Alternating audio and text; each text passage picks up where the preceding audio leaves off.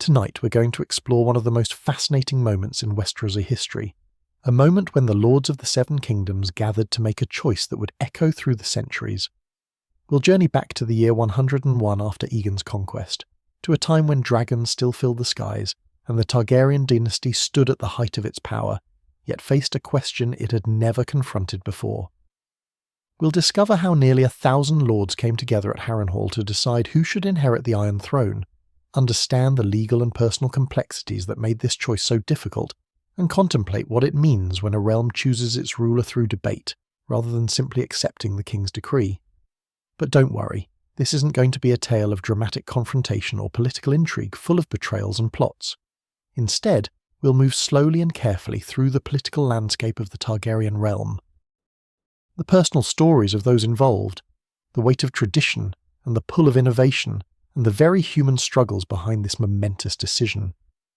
We'll examine how good people faced impossible choices, how wisdom and compromise shaped history, and how a single gathering would set precedents that lasted for generations. If you enjoy these calm explorations of history, both real and legendary, a like and subscribe really helps reach others seeking the same peaceful way to end their day.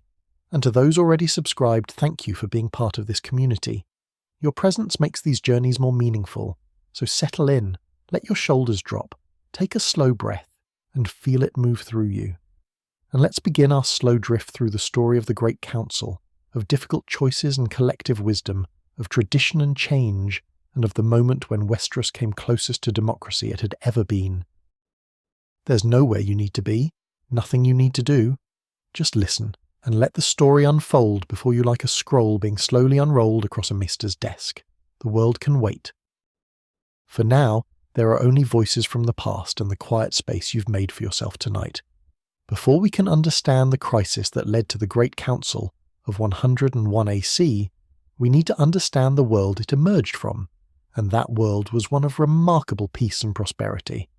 The realm had been unified under Targaryen rule for just over a century, and under the steady hand of King Jaehaerys I, it had flourished in ways that would have seemed impossible during the endless wars of the Seven Kingdoms.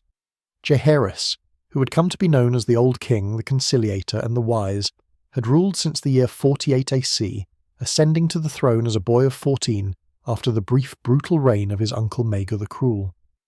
By the time of the Great Council, he had been king for 53 years, longer than any Targaryen before or since.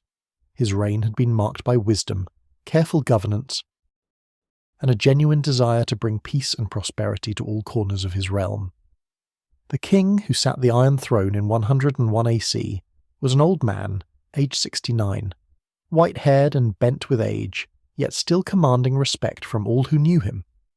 He had ruled so long that few living could remember a time before Jaehaerys was king. His face had graced coins for 2 generations. His laws had shaped the realm. His justice had become the standard by which all justice was measured. Jaehaerys had not ruled alone. At his side for most of his reign had been his sister wife, Queen Alysanne, called Good Queen Alysanne by the small folk who loved her. Their marriage, following the Valyrian custom of wedding brother to sister, had scandalized some when it was first announced, but over the decades it had become a model of partnership in governance. Alysanne was more than a consort. She was an advisor, a voice for the powerless. A gentle conscience that tempered Jaehaerys' sometimes cold pragmatism. Together they had transformed the realm. Jaehaerys had codified the laws, creating the first unified legal code that applied across all 7 kingdoms. He had built roads, the great highways that now connected distant regions and allowed trade to flourish. He had reformed the city watch in King's Landing, turning what had been little more than hired thugs into something resembling a professional force. He had reconciled with the faith of the Seven, healing the wounds left by Maegor's persecution and bringing the religious and temporal powers into harmony. Alysanne, for her part, had championed causes that might otherwise have been ignored. She had fought for the rights of the small folk, particularly women and children. She had established the practice of the Queen's Progress, travelling throughout the realm to hear petitions directly from common people. She had been instrumental in abolishing the Lord's right to the first night, that ancient and cruel custom by which lords could claim intimacy with newly married women of their lands. The small folk adored her for these efforts, and their love was genuine and deep. The realm they had built together was prosperous beyond measure. The long peace had allowed trade to expand. King's Landing had grown from the modest city Aegon the Conqueror had founded into a teeming metropolis, the largest city in Westeros, surpassing even ancient Old Town. The population had grown, farms were productive, roads made travel safer, justice was more consistent than it had ever been under the fractured rule of the Seven Kingdoms. This was the context in which the succession crisis would unfold, a crisis all the more poignant because it threatened to disrupt such hard-won stability. The realm had known peace for so long that few could imagine a return to the chaos of divided kingdoms. The very success of Jaehaerys' reign made the question of who would succeed him feel all the more urgent and all the more fraught. The Targaryen succession had, until this point, followed a pattern established by Aegon the Conqueror himself. The throne passed to the eldest son, or in the absence of sons, to the nearest male heir. This was not unique to the Targaryens. It was the standard practice throughout most of Westeros, inherited from the Andals who had invaded the continent thousands of years before. Male preference primogeniture, the maesters called it, a system in which sons inherited before daughters, and in which the eldest son had precedence over his younger brothers. This system had seemed natural, inevitable even, for most of Westerosi history. It was how the great houses had passed down their seats for generations. It was enshrined in custom and law. It was supported by the faith of the Seven, which taught that men were meant to rule and women to counsel and nurture. There were exceptions, of course. In Dorne, far to the south, inheritance followed different rules, with the eldest child inheriting regardless of sex. But Dorne had always been different, had always maintained its own customs, and had only joined the Seven Kingdoms through marriage rather than conquest. For the Targaryens, the succession had been straightforward through the first 3 generations. Aegon the Conqueror had been succeeded by his son Aenys, though not without some dispute from Maega, his younger son by his sister-wife Visenya. When Aenys died young, Maega had seized the throne, ruling brutally for 6 years before his mysterious death. Then the crown had passed to Jaehaerys, Aenys' younger son, who had been chosen over his older sister Rhaena because he was male. The precedent was already there, quietly, never seriously questioned at the time. Under Jaehaerys' long reign, the succession had seemed secure for decades. The king and queen had been blessed with 13 children, an extraordinary number that suggested the succession would continue smoothly for generations. 13 children meant many potential heirs, many branches of the family tree, a dynasty that seemed robust and permanent. But here we encounter one of history's cruelest ironies. The very abundance that should have guaranteed stability instead created complexity, because most of those 13 children did not survive their father. Disease, accident, and the simple fragility of life took them one by one, until by the year 101 AC, only 3 of Jaehaerys' children still lived, and none of them were his sons. The dragons too were still numerous in this era, though not as numerous as they had been in Aegon's time. There were perhaps a dozen dragons of various sizes, from the ancient Vermithor and Silverwing, who had been ridden by Jaehaerys and Alysanne themselves, to younger beasts still coming into their full power. The dragons were a visible symbol of Targaryen might, creatures that separated this dynasty from all others, that made the Targaryens special, different, worthy of the throne they sat upon. The governance of the realm in Jaehaerys' time was sophisticated in a way it had never been before. The small council, that body of advisors who helped the king administer the Seven Kingdoms, had become a well-functioning bureaucracy. There was a hand of the king, who served as the monarch's primary minister and deputy. There was a master of coin, who managed the realm's finances. A master of laws, who oversaw the implementation of the king's justice. A master of ships, who commanded the royal fleet. A master of whisperers, who gathered intelligence from throughout the realm and beyond. These positions and others on the council were filled with capable men, many of them not from the great houses, but chosen for their competence rather than their noble birth. This was another of Jaehaerys' innovations, this willingness to elevate talent regardless of origin. It made for more effective governance, though it sometimes rankled the great lords who felt their traditional prerogatives were being overlooked. The relationship between the Iron Throne and the great houses had settled into a pattern during Jaehaerys' reign. The king was supreme, there was no question of that, but he ruled through consultation and consensus rather than mere decree. The great lords, the heads of houses like Stark and Lannister and Tyrell, they had significant autonomy in their own regions. but they acknowledged the king's authority in matters that affected the realm as a whole. It was a balance, delicate perhaps, but one that had held for 5 decades. The faith of the Seven, that powerful institution that claimed spiritual authority over most of Westeros, had been reconciled with the Targaryens through Jaehaerys's patient diplomacy. The wounds of Maegor's time, when the faith militant had risen in armed rebellion against Targaryen rule, had been carefully healed. The faith accepted Targaryen customs, including their practice of sibling marriage, in exchange for the crown's protection and support. The High Septon crowned Targaryen kings and blessed their rule, lending divine legitimacy to their temporal power.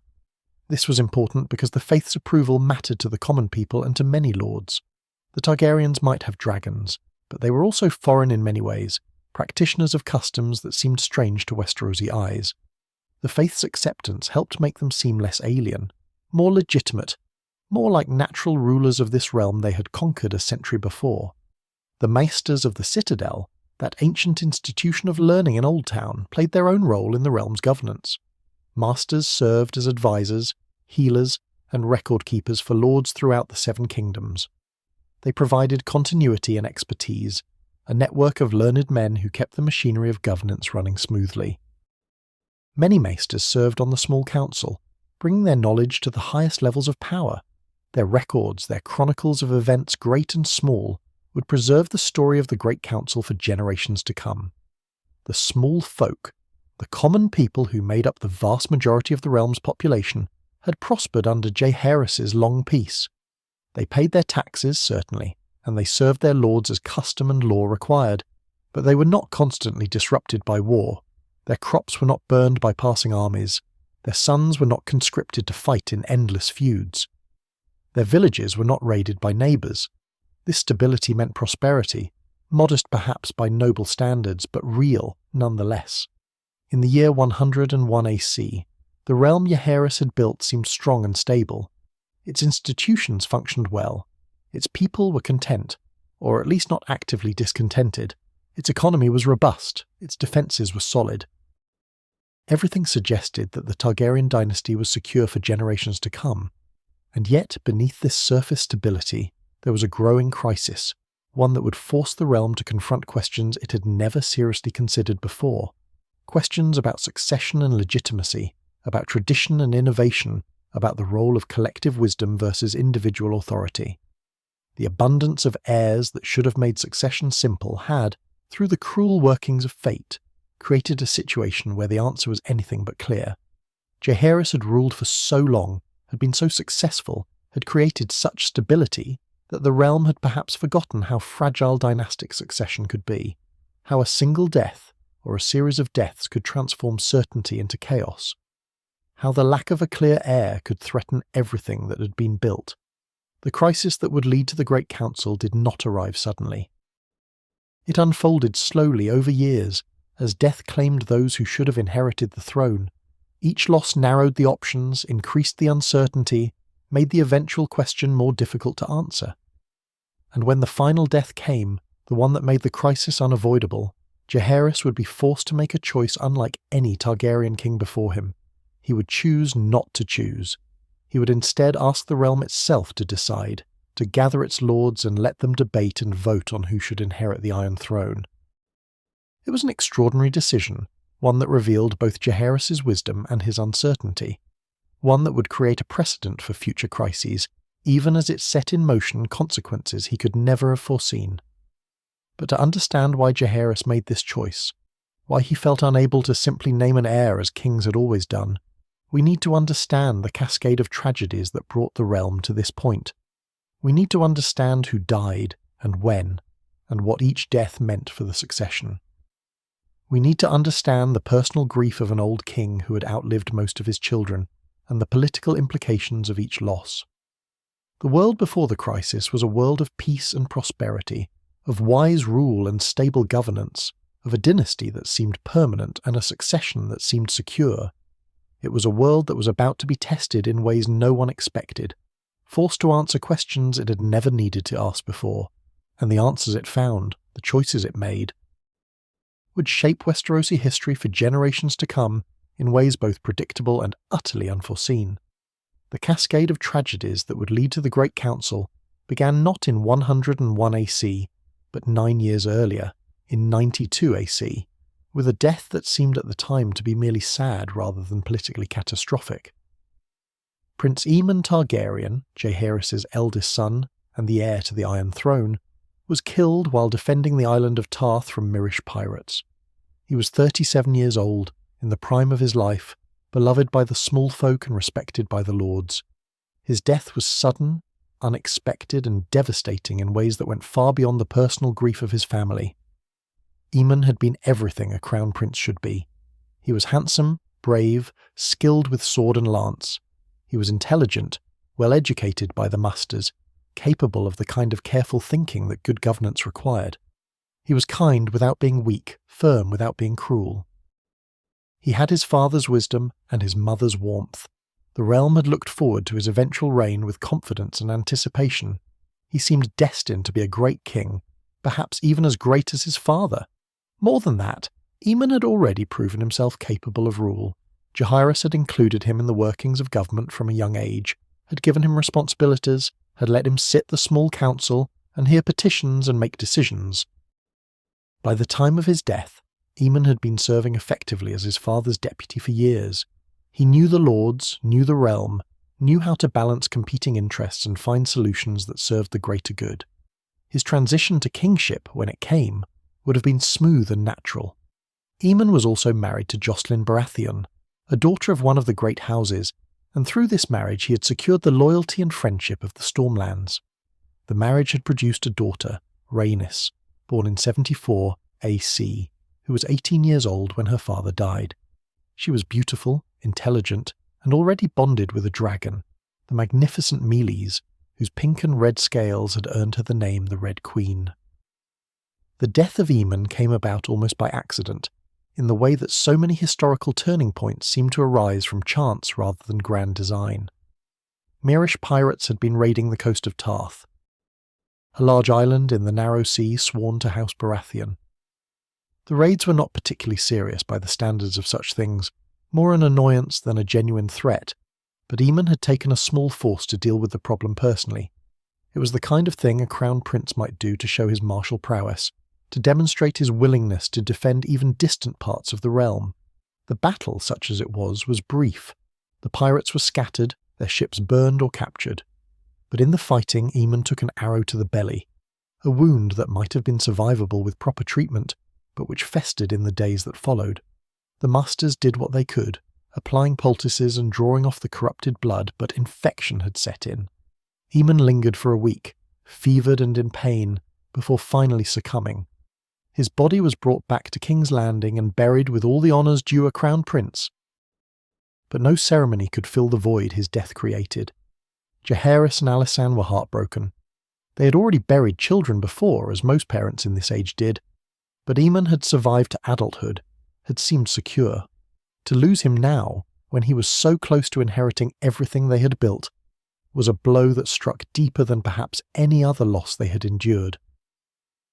Jaehaerys aged visibly in the months after Aemon's death, his hair turning from grey to white, his step becoming slower and more uncertain. But beyond the personal grief, there was the political question that could not be ignored.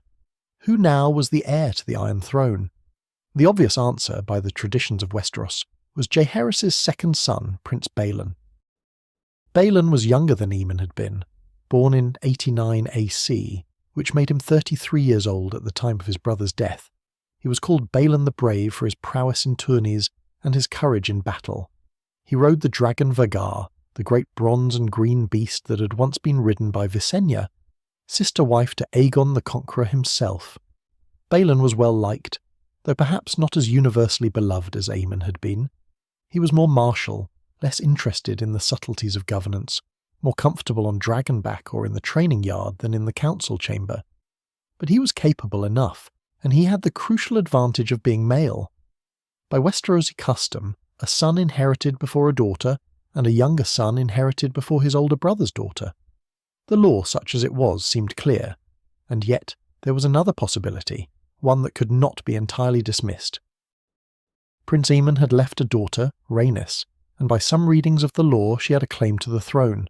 She was Aemon's child of his body and blood. She was only one generation removed from King Jaehaerys, while Balon was also his child, a generation away but through a different line.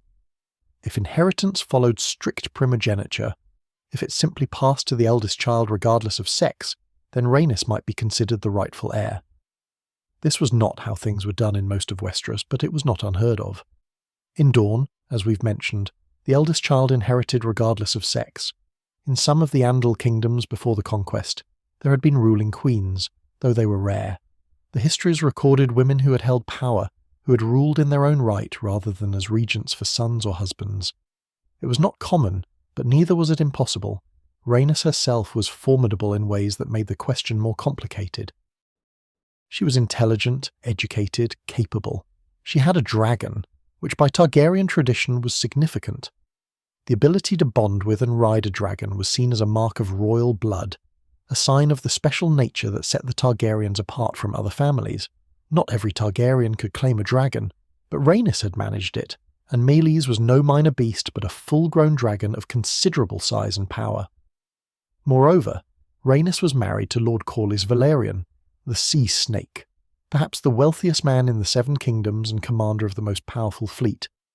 House Velaryon was itself of Valyrian descent, had dragon blood in its veins, and had been close allies to the Targaryens since before the conquest. Corlys was ambitious for his house, and the prospect of his wife becoming queen, of his children inheriting the throne, was surely appealing to him. His support would bring not just wealth, but also naval power and political influence. Yet when Jaehaerys made his decision about the succession after Aemon's death, he chose Balon. The choice was made relatively quickly, within a few months of Aemon's funeral. Balon was formally named Prince of Dragonstone, the title traditionally given to the heir to the Iron Throne, and he took up residence in that ancient fortress where Aegon the Conqueror had planned his invasion of Westeros. The reasons for Jaehaerys' choice were never explicitly stated, at least not in the records that have come down to us, but we can surmise what they were. Balon was male, and male inheritance was the custom. Balon was experienced, a proven warrior, someone the lords would accept without question. Choosing Balon avoided setting a precedent that might complicate future successions. It was the safe choice, the traditional choice, the choice that created the least disruption to established patterns. Rhaenys, to her credit, accepted this decision with grace and dignity. If she felt slighted, if she believed she had been unjustly passed over, she did not say so publicly.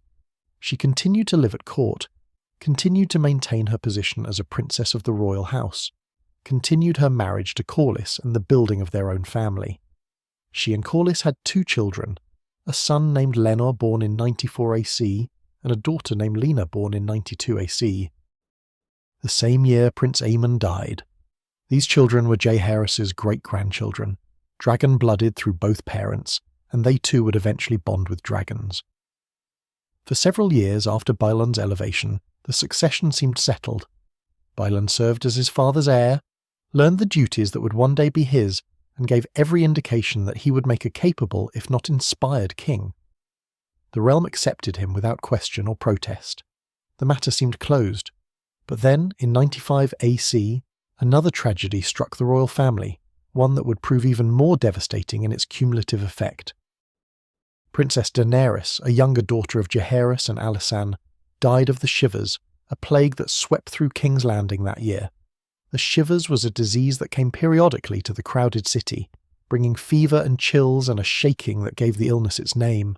It killed young and old, rich and poor, though the poor suffered more as they always did.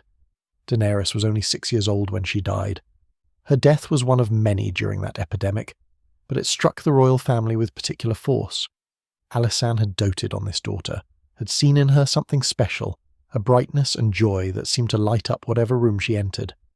The loss of Daenerys wounded the queen deeply, adding to the accumulated grief of a woman who had already buried too many children. The deaths continued. Over the years between Aemon's death in 92 AC and the crisis of 101 AC, other children of Jaehaerys and Alysanne passed away. Some died young, victims of disease or accident. Others died in childbirth or from complications that the maesters could not treat. Each death diminished the royal family, narrowed the pool of potential heirs, and added to the sorrow of the aging king and queen. By the time we reached the year 100 AC, only 3 of Jaehaerys' 13 children still lived. There was Princess Sarah, but she had been exiled years before for behaviour the king deemed scandalous, and she had fled to Lys across the narrow sea where she lived in comfortable exile, but was no longer considered part of the family or the succession. There was Princess Gale, the youngest, but she was fragile in ways that made her unsuitable for any role in governance. And there was Prince Baelon, the heir, upon whom all hopes now rested. Queen Alysanne, who had been Jaehaerys' partner in all things for more than 5 decades, withdrew from court life during these years of loss. She could not bear to be in King's Landing anymore, surrounded by memories of the children she had lost. In 100 AC, she removed herself to Dragonstone, that ancient seat of House Targaryen, and there she lived in quiet isolation, seeing few visitors, spending her days in contemplation and grief. Her withdrawal left Jaehaerys even more alone, ruling without the counsel and companionship that had sustained him for so long. The king and queen were not reconciled in these final years, though they had not quarrelled in any formal sense. It was simply that Alysanne could not be where she had lost so much, and Jaehaerys could not abandon his duties to join her in her retreat. They wrote to each other, maintained some connection, but the partnership that had defined their reign was effectively ended by grief and geography. And then, in the year 101 AC, came the death that made the crisis unavoidable. The loss that would force the realm to confront questions it had managed to avoid when Aemon died 9 years before.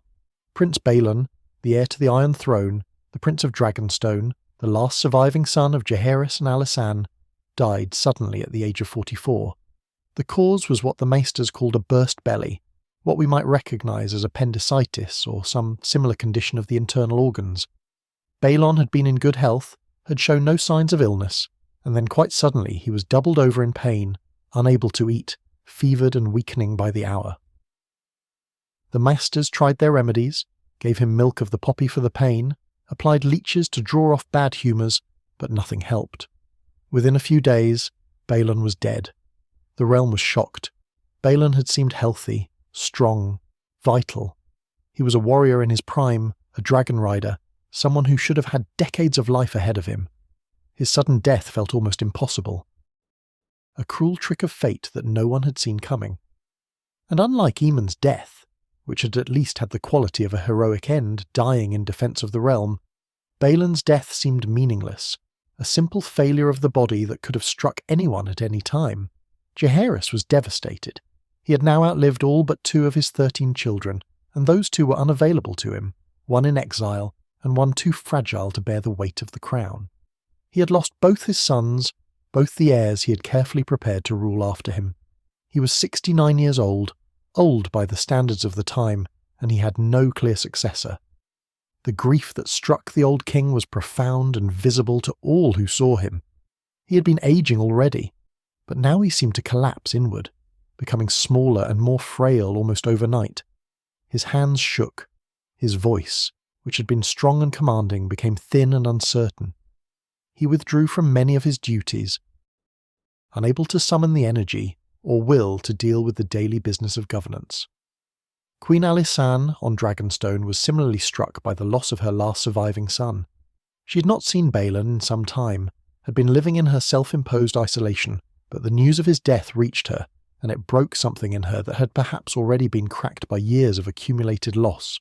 She grew weaker in the months that followed, her health declining, her spirit dimming.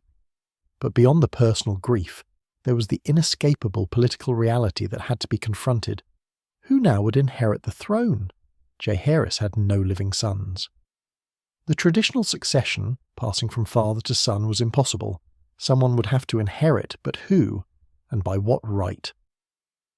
The question had 2 possible answers, and neither was simple or uncontroversial. On one side was Princess Rhaenys, who had been passed over once before when her father Aemon died. She was the daughter of the king's eldest son, which made her 1 generation closer to Jaehaerys by blood than any other potential heir. Her claim rested on the principle of primogeniture through Aemon's line, the idea that inheritance should pass through the eldest child regardless of sex. On the other side was Prince Viserys, the eldest son of the late Prince Baelon. Viserys had been born in 77 AC, which made him 24 years old at the time of his father's death. He was Jaehaerys' grandson, the son of the man who had been formerly named as heir. His claim rested on male preference primogeniture, the principle that sons inherit before daughters, and on the precedent that had been set when Balon was chosen over Rhaenys 9 years earlier. The choice between these two claimants was not just about law or precedent. It was about what kind of realm Westeros would be, what values it would uphold, what principles would guide it into the future. Would it be a realm that could accept a woman on the Iron Throne, or would it cleave to tradition and male rule? Would it value proximity of blood, or would it value the established customs of inheritance? Would it be willing to innovate, or would it seek safety in the familiar? Jaehaerys, in his grief and uncertainty, could not bring himself to simply name one or the other as his heir. Perhaps he feared that either choice would lead to conflict, to lords who supported the other claimant rising in rebellion. Perhaps he was paralysed by the weight of the decision, unable to choose between his grandchildren. Perhaps he recognised that this choice would set a precedent that would bind the realm for generations, and he wanted that precedent to have broader legitimacy than just his personal decree. Whatever his reasoning, the old king made a decision that was both wise and extraordinary, a decision that would create the Great Council and all that followed from it. He decided not to decide. Instead, he would ask the realm itself to choose, to gather the lords and let them debate and vote on who should inherit the throne. It was an admission that some decisions were too large for even a king to make alone, that legitimacy sometimes required consent from those who would be ruled. The death of Balon in 101 AC was the final piece falling into place. The last tragedy in a cascade that had been building for 9 years. From Aemon's death to this moment, the royal family had been diminished, the succession had become unclear, and the realm had been brought to a point of decision that it had never faced before. The Great Council would be Jaehaerys' answer to this crisis, his way of transforming an impossible choice into a collective decision that the realm could accept and support.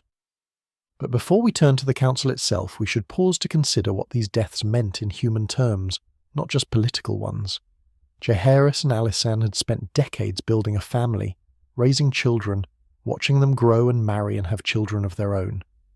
They had invested love and hope into each of those 13 children, had imagined futures for them, had planned for the continuation of their line.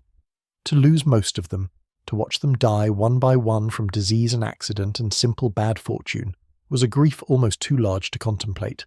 The political consequences mattered, certainly, but they mattered against a background of profound personal loss. When Jaehaerys looked at his grandchildren, when he tried to choose between Rhaenys and Viserys, he was not just weighing political considerations, he was looking at children who represented all that remained of sons he had loved and lost. Rhaenys was Aemon's daughter, and in her he could see echoes of the son who should have been king. Viserys was Balon's son, carrying forward the line of another beloved child. To choose between them was, in some sense, to choose between his lost sons, to declare that one line mattered more than the other. It was an impossible choice for a father and grandfather, and perhaps that more than anything explains why Jaehaerys chose to let others make the decision for him. The cascade of tragedies had brought the realm to this point, had created a crisis that would require an unprecedented solution. The Great Council was born from grief and uncertainty, from the accumulated weight of too many losses and too few clear answers.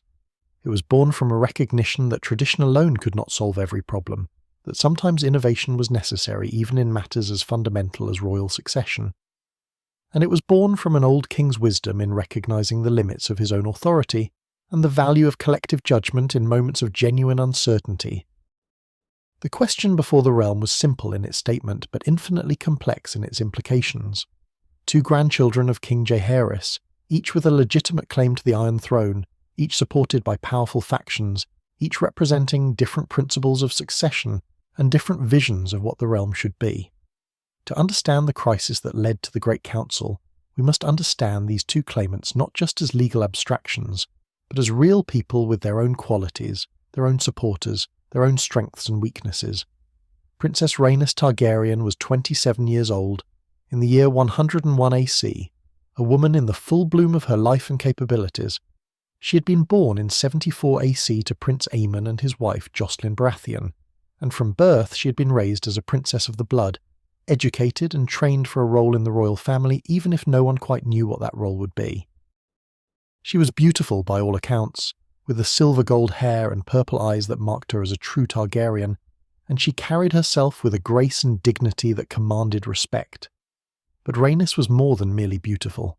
She was intelligent, well-read, conversant in history and law and the complexities of governance. She had been educated by maesters, as all high-born children were, but she had taken to those lessons with an enthusiasm and aptitude that impressed her teachers. She understood the intricacies of Westerosi politics, knew the histories of the great houses, could discuss matters of trade and taxation and military strategy with confidence and insight. More than that, Rhaenys had proven herself capable in ways that went beyond book learning. She was a dragon rider, bonded to Meleys, a magnificent creature with scales of scarlet and copper that gleamed like burnished metal in the sun. The Red Queen, as Meleys was called, was one of the swiftest dragons in the world, perhaps not as large as some of the ancient beasts, but incredibly fast and agile in flight. The bond between Rhaenys and her dragon was strong, and this mattered in Targaryen politics.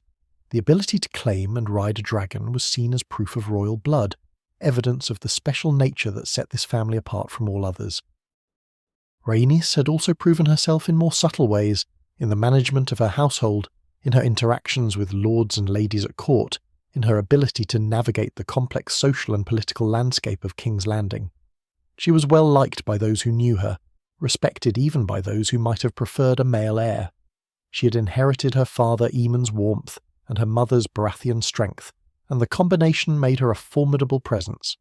Her marriage to Lord Corlys Velaryon was itself significant in ways that strengthened her claim. Corlys, called the Sea Snake for his legendary voyages to distant lands, was one of the most remarkable men of his age. He was fabulously wealthy, having made 9 great voyages to Essos and beyond, bringing back treasures and establishing trade routes that made House Velaryon richer than even the Lannisters with their gold mines. His ships dominated the narrow sea. His fleet was larger than the royal fleet, a fact that gave him considerable political leverage. House Velaryon itself was of Valyrian descent, having fled the doom of Valyria just as the Targaryens had, though they had settled on Driftmark rather than Dragonstone. The Valyrians had supported the Targaryens since before Aegon's conquest, had married into the royal family multiple times, and had produced dragon riders of their own. They were as close to equals as the Targaryens had among the great houses, and an alliance through marriage was significant. The marriage between Rhaenys and Corlys had produced 2 children by the year 101 AC. There was Laena, born in 92 AC, and thus 9 years old at the time of the Great Council, and Lenor, born in 94 AC and thus 7 years old.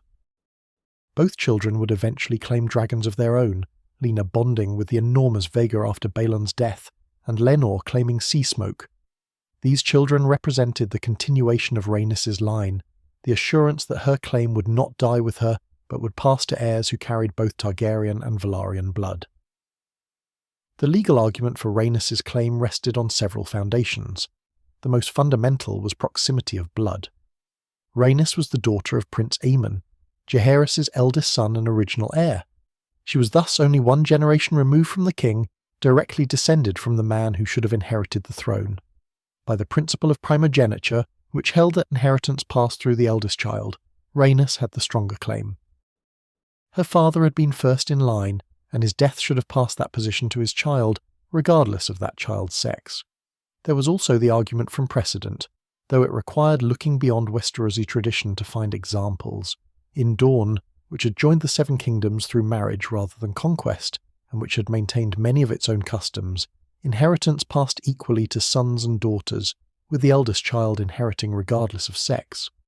The Dornish had been ruled by women as often as men, and these ruling princesses had governed effectively, proving that capability was not determined by sex. Even in the Andal kingdoms before Aegon's conquest, there had been ruling queens, though they were rare. The histories recorded queens who had held power in their own right, who had commanded armies and made laws and ruled as sovereigns rather than as consorts or regents. These examples were not numerous, but they existed, and they suggested that female rule was not impossible or unnatural, merely uncommon. There was also an argument about representation and inclusion. If women could never inherit the throne, it meant that half the population, half the noble families were excluded from the highest power purely on the basis of sex. It created a fundamental inequality that some found unjust. Allowing Rhaenys to inherit would set a precedent that daughters mattered as much as sons. That capability rather than sex should determine fitness to rule. Rhaenys's personal qualities supported her claim. She was capable, intelligent, experienced in the ways of court and governance. She had a dragon, the traditional mark of Targaryen legitimacy. She was married to a powerful lord whose support brought wealth and naval strength. She had heirs to continue the line. By any measure except sex, she was qualified to rule, and her supporters argue that sex should not be the determining factor. Yet Rhaenys's claim also faced significant obstacles, and we must acknowledge these honestly to understand why the choice was difficult. The most fundamental obstacle was tradition. In most of Westeros for most of its history, inheritance had followed male preference primogeniture. Sons inherited before daughters. This was not just law but custom, woven into the fabric of how society understood itself. To change this fundamental principle would be to change something deep in Westerosi culture. The faith of the Seven, which claimed spiritual authority over most of the realm, generally supported male succession. The faith taught that men and women had different roles, different strengths, different proper places in the order of creation. Men were meant to rule and fight and judge.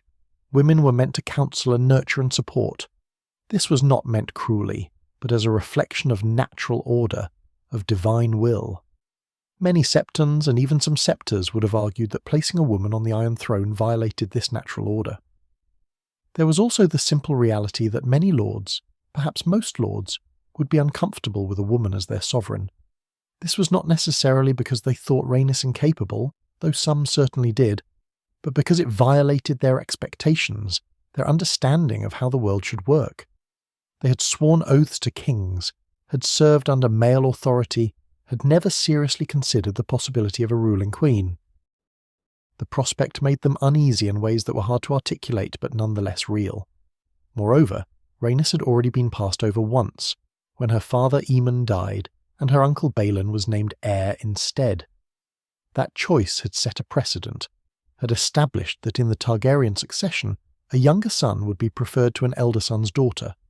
To reverse that precedent now would be to admit that the earlier choice had been wrong, and kings were generally reluctant to suggest that their previous decisions were mistaken. On the other side of this question stood Prince Viserys Targaryen, Balon's eldest son, who had been born in the year 77 AC, and was thus 24 years old when his father died. Viserys was in many ways the safer choice, the more traditional option, the claimant who raised fewer difficult questions about the nature of succession and the structure of society. Viserys had been born to Prince Balon and his sister wife Alyssa Targaryen, following the Targaryen custom of keeping the bloodline pure through sibling marriage. He had grown up in the royal court, had been educated alongside his cousins, including Rhaenys, had been trained in the arts of war and governance that a prince of the blood required. He was not as martial as his father had been, not as comfortable on Dragonback or in the training yard, but he was competent enough in these areas. By temperament, Viserys was gentle, conciliatory, peace-loving. He had inherited something of his grandfather Jaehaerys's desire for harmony and consensus, though perhaps without the old king's wisdom and firmness. Viserys liked people to be happy, liked to avoid conflict when possible, preferred compromise and accommodation to confrontation. These were admirable qualities in many ways, though they could also be weaknesses in a king who sometimes needed to make hard choices and enforce unpopular decisions. Viserys was married to his cousin Aemma Arryn, a daughter of House Arryn of the Vale, and this marriage connected him to one of the great houses and brought him the support of the Vale's knights and lords. Aemma had already given birth to a daughter, Rhaenyra, born in 97 AC, who was thus 4 years old at the time of the Great Council. The existence of this daughter, this granddaughter, to both Viserys and Balon through different lines, proved that Viserys could produce heirs and suggested the continuation of his line. Viserys had also bonded with a dragon, though the circumstances were unusual and somewhat poignant. He had claimed Balerion, the Black Dread, the enormous beast that had been ridden by Aegon the Conqueror himself, and that was the largest dragon ever known. But Balerion was ancient by the time Viserys claimed him, old and slow and tired. The great dragon had lived for nearly 2 centuries, had fought in the conquest and in countless battles since. And he was nearing the end of his life. Viserys would ride him only once before the dragon died of old age in 101 AC, the same year as the Great Council. Still, the fact that Viserys had been able to bond with Balerion at all, even briefly, was significant. It proved his Targaryen blood, his connection to the family's storied past. The legal argument for Viserys' claim was perhaps simpler and certainly more traditional than Rhaenys's. It rested fundamentally on male preference primogeniture, the principle that had governed succession in most of Westeros for as long as anyone could remember. By this principle, sons inherited before daughters, and a son inherited his father's position and rights.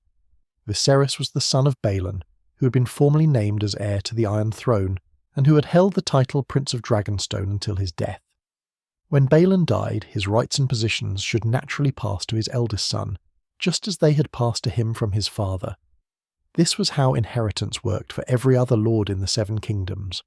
When a Lord Stark or a Lord Lannister died, his eldest son inherited his seat and his titles and his authority. Why should the Iron Throne be any different?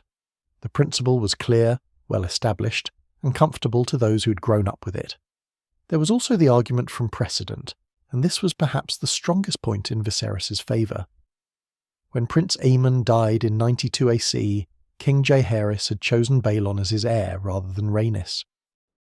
This choice had set a precedent that in the Targaryen succession, a living son would be preferred to a deceased son's daughter.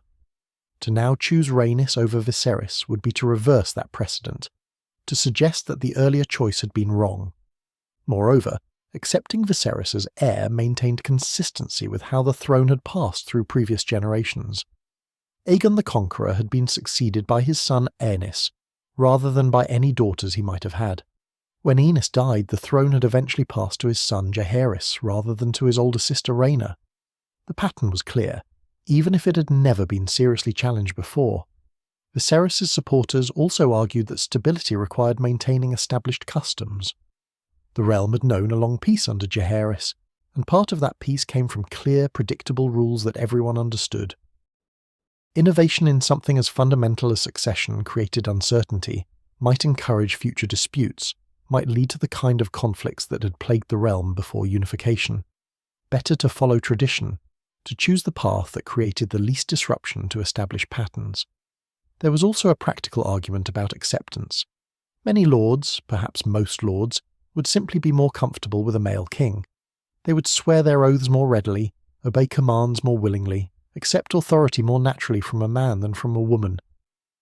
This was not necessarily because Viserys was more capable than Rhaenys, though his supporters might argue that he was, but simply because it fit their expectations and their understanding of how the world should work.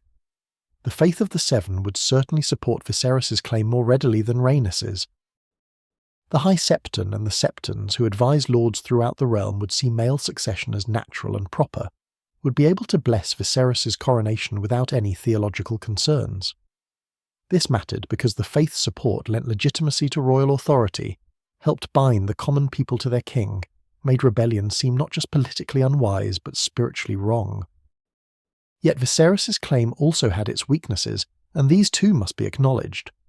The most fundamental was that he was a generation further removed from King Jaehaerys than Rhaenys was. If proximity of blood mattered, if the principle of primogeniture through the eldest son's line had weight, then Rhaenys' claim was stronger.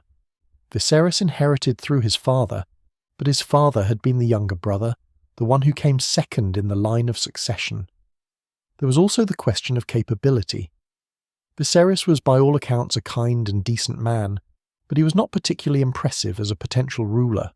He lacked the force of personality that might command respect from the great lords. He was perhaps too eager to please, too willing to compromise, too uncomfortable with the hard decisions that kingship sometimes required. Some lords who supported his claim on principle might nonetheless have private doubts about whether he would be an effective king. His dragon was dead or dying, which removed one of the key symbols of Targaryen power. Without a dragon, Viserys would be ruling on the strength of law and custom alone, without the overwhelming military advantage that had allowed previous Targaryen kings to enforce their will. This was not necessarily disqualifying, but it was a concern, particularly for those who believed that the Targaryens' right to rule rested in part on their unique connection to these magical beasts. The two claimants, then, represented different principles, different visions, different possible futures for the realm. Rhaenys embodied innovation, the possibility of change, the idea that capability rather than sex should determine fitness to rule. Her claim was stronger by blood, stronger by personal qualities, stronger by the support of one of the realm's wealthiest and most powerful houses, but it required breaking with tradition, challenging deeply held beliefs about gender and authority, setting a precedent that would fundamentally alter Westerosi succession law. Viserys embodied tradition, stability, the continuation of established patterns. His claim was stronger by custom, stronger by precedent, stronger by its fit with how most people understood the world to work. But it required accepting that a weaker claim by blood should prevail over a stronger one simply because of sex, and it required passing over a capable woman in favour of a less impressive man. The realm was divided in its support, though not equally. Among the great houses, the Valyrians obviously supported Rhaenys, as did those houses most closely allied with them. House Baratheon, through Rhaenys' mother Jocelyn, was inclined to support her. Some houses in the Reach and the Riverlands, perhaps influenced by memories of powerful women in their own histories, were sympathetic to her claim. But the majority of houses, particularly the more traditional ones, inclined toward Viserys. The North, the Vale, the Westerlands, these regions with their strong attachment to established customs and male authority, generally preferred the safer, more conventional choice. The Faith's influence also pushed many lords toward Viserys, as Septons counselled their lords that male succession was proper and natural. Among the small folk, opinion was harder to gauge, but what little we know suggests they were less concerned with legal niceties than with practical questions. Would the succession be peaceful? Would there be stability? Would their lives be disrupted by conflict between competing claimants? These were the questions that mattered to common people, and they generally favoured whichever choice seemed most likely to avoid war. The two claimants themselves maintained cordial relations through this period. Rhaenys and Viserys were cousins, had grown up together, had no personal animosity toward each other. Both understood that they were caught up in something larger than their individual desires, that the question being decided was not really about them as people, but about principles of succession and the structure of authority in the realm. This civility was itself remarkable, and speaks well of both of them. Lord Corlys Velaryon was perhaps the most active advocate for Rhaenys' claim, and his advocacy was both passionate and calculated. He genuinely believed his wife had the stronger claim, but he also understood what her succession would mean for House Velaryon. His children would be in line for the throne. His wealth and power would be magnified by proximity to the crown. His house would rise to a position of preeminence it had never quite achieved despite its Valyrian heritage and long alliance with the Targaryens. Corlys was not shy about pressing Rhaenys' case to other lords, about making alliances and promises, about using his wealth to influence opinion. He hosted feasts, made loans, offered positions on his ships and in his trading ventures. He was building a coalition, trying to create a block of support that might sway the decision when the time came to choose. His efforts were sophisticated and showed his understanding of politics, but they also created resentment among some lords who felt he was trying to buy the throne for his wife. On Viserys' side, the advocacy was perhaps less organised but no less real. The hand of the king, whoever held that position in 101 AC, would have been inclined to support the more traditional claim. The maesters, with their respect for precedent and established law, generally favoured Viserys. The Septons, with their theological commitment to male authority, supported him as well. These voices, representing institutions rather than individual ambition, had their own weight and influence. King Jaehaerys himself maintained a studied neutrality, at least publicly. He would not say which grandchild he preferred, would not tip the scales with his personal preference. Whether this was genuine uncertainty or a calculated strategy to give legitimacy to whatever decision was reached, we cannot know for certain. But the effect was to leave the choice genuinely open, genuinely uncertain, genuinely consequential. The two claimants, Rhaenys and Viserys, were not abstractions or symbols, but real people, with real qualities and real lives. Both had legitimate claims, both had strengths and weaknesses, both had supporters and detractors. The choice between them was not obvious or clear-cut. Reasonable people could disagree about which claim was stronger, which principle should prevail, which future would be better for the realm. This genuine difficulty, this real uncertainty about the right answer, was what made the Great Council necessary and what made its decision so significant for all that would follow. If you're finding these contemplative explorations of Westerosi history and politics a peaceful way to end your day, a like and subscribe really helps others discover these gentle journeys through the past. And to those already subscribed, thank you for being part of this community of those who find comfort in slowly unfolding stories of power and patience, of roses growing strong through centuries of careful cultivation. The question of succession, with its two compelling but contradictory answers, landed squarely in the lap of an old king who had perhaps never felt the weight of his years more heavily than he did in the aftermath of Prince Balon's death. Jaehaerys I was 69 years old, white-haired and bent, a man who had ruled longer than most people lived, and who now faced a choice that would define his legacy, perhaps more than any decision he had made in 5 decades of kingship. The burden Jaehaerys carried was not simply political.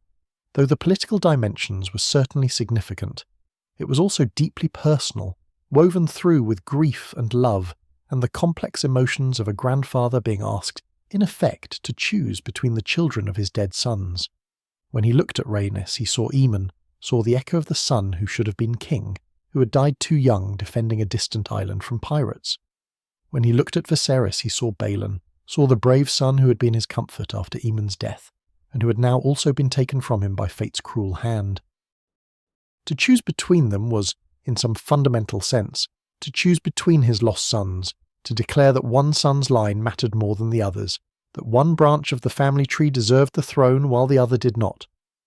For a father who had loved both his sons deeply, who had mourned them both with equal grief, this was a choice almost too painful to contemplate.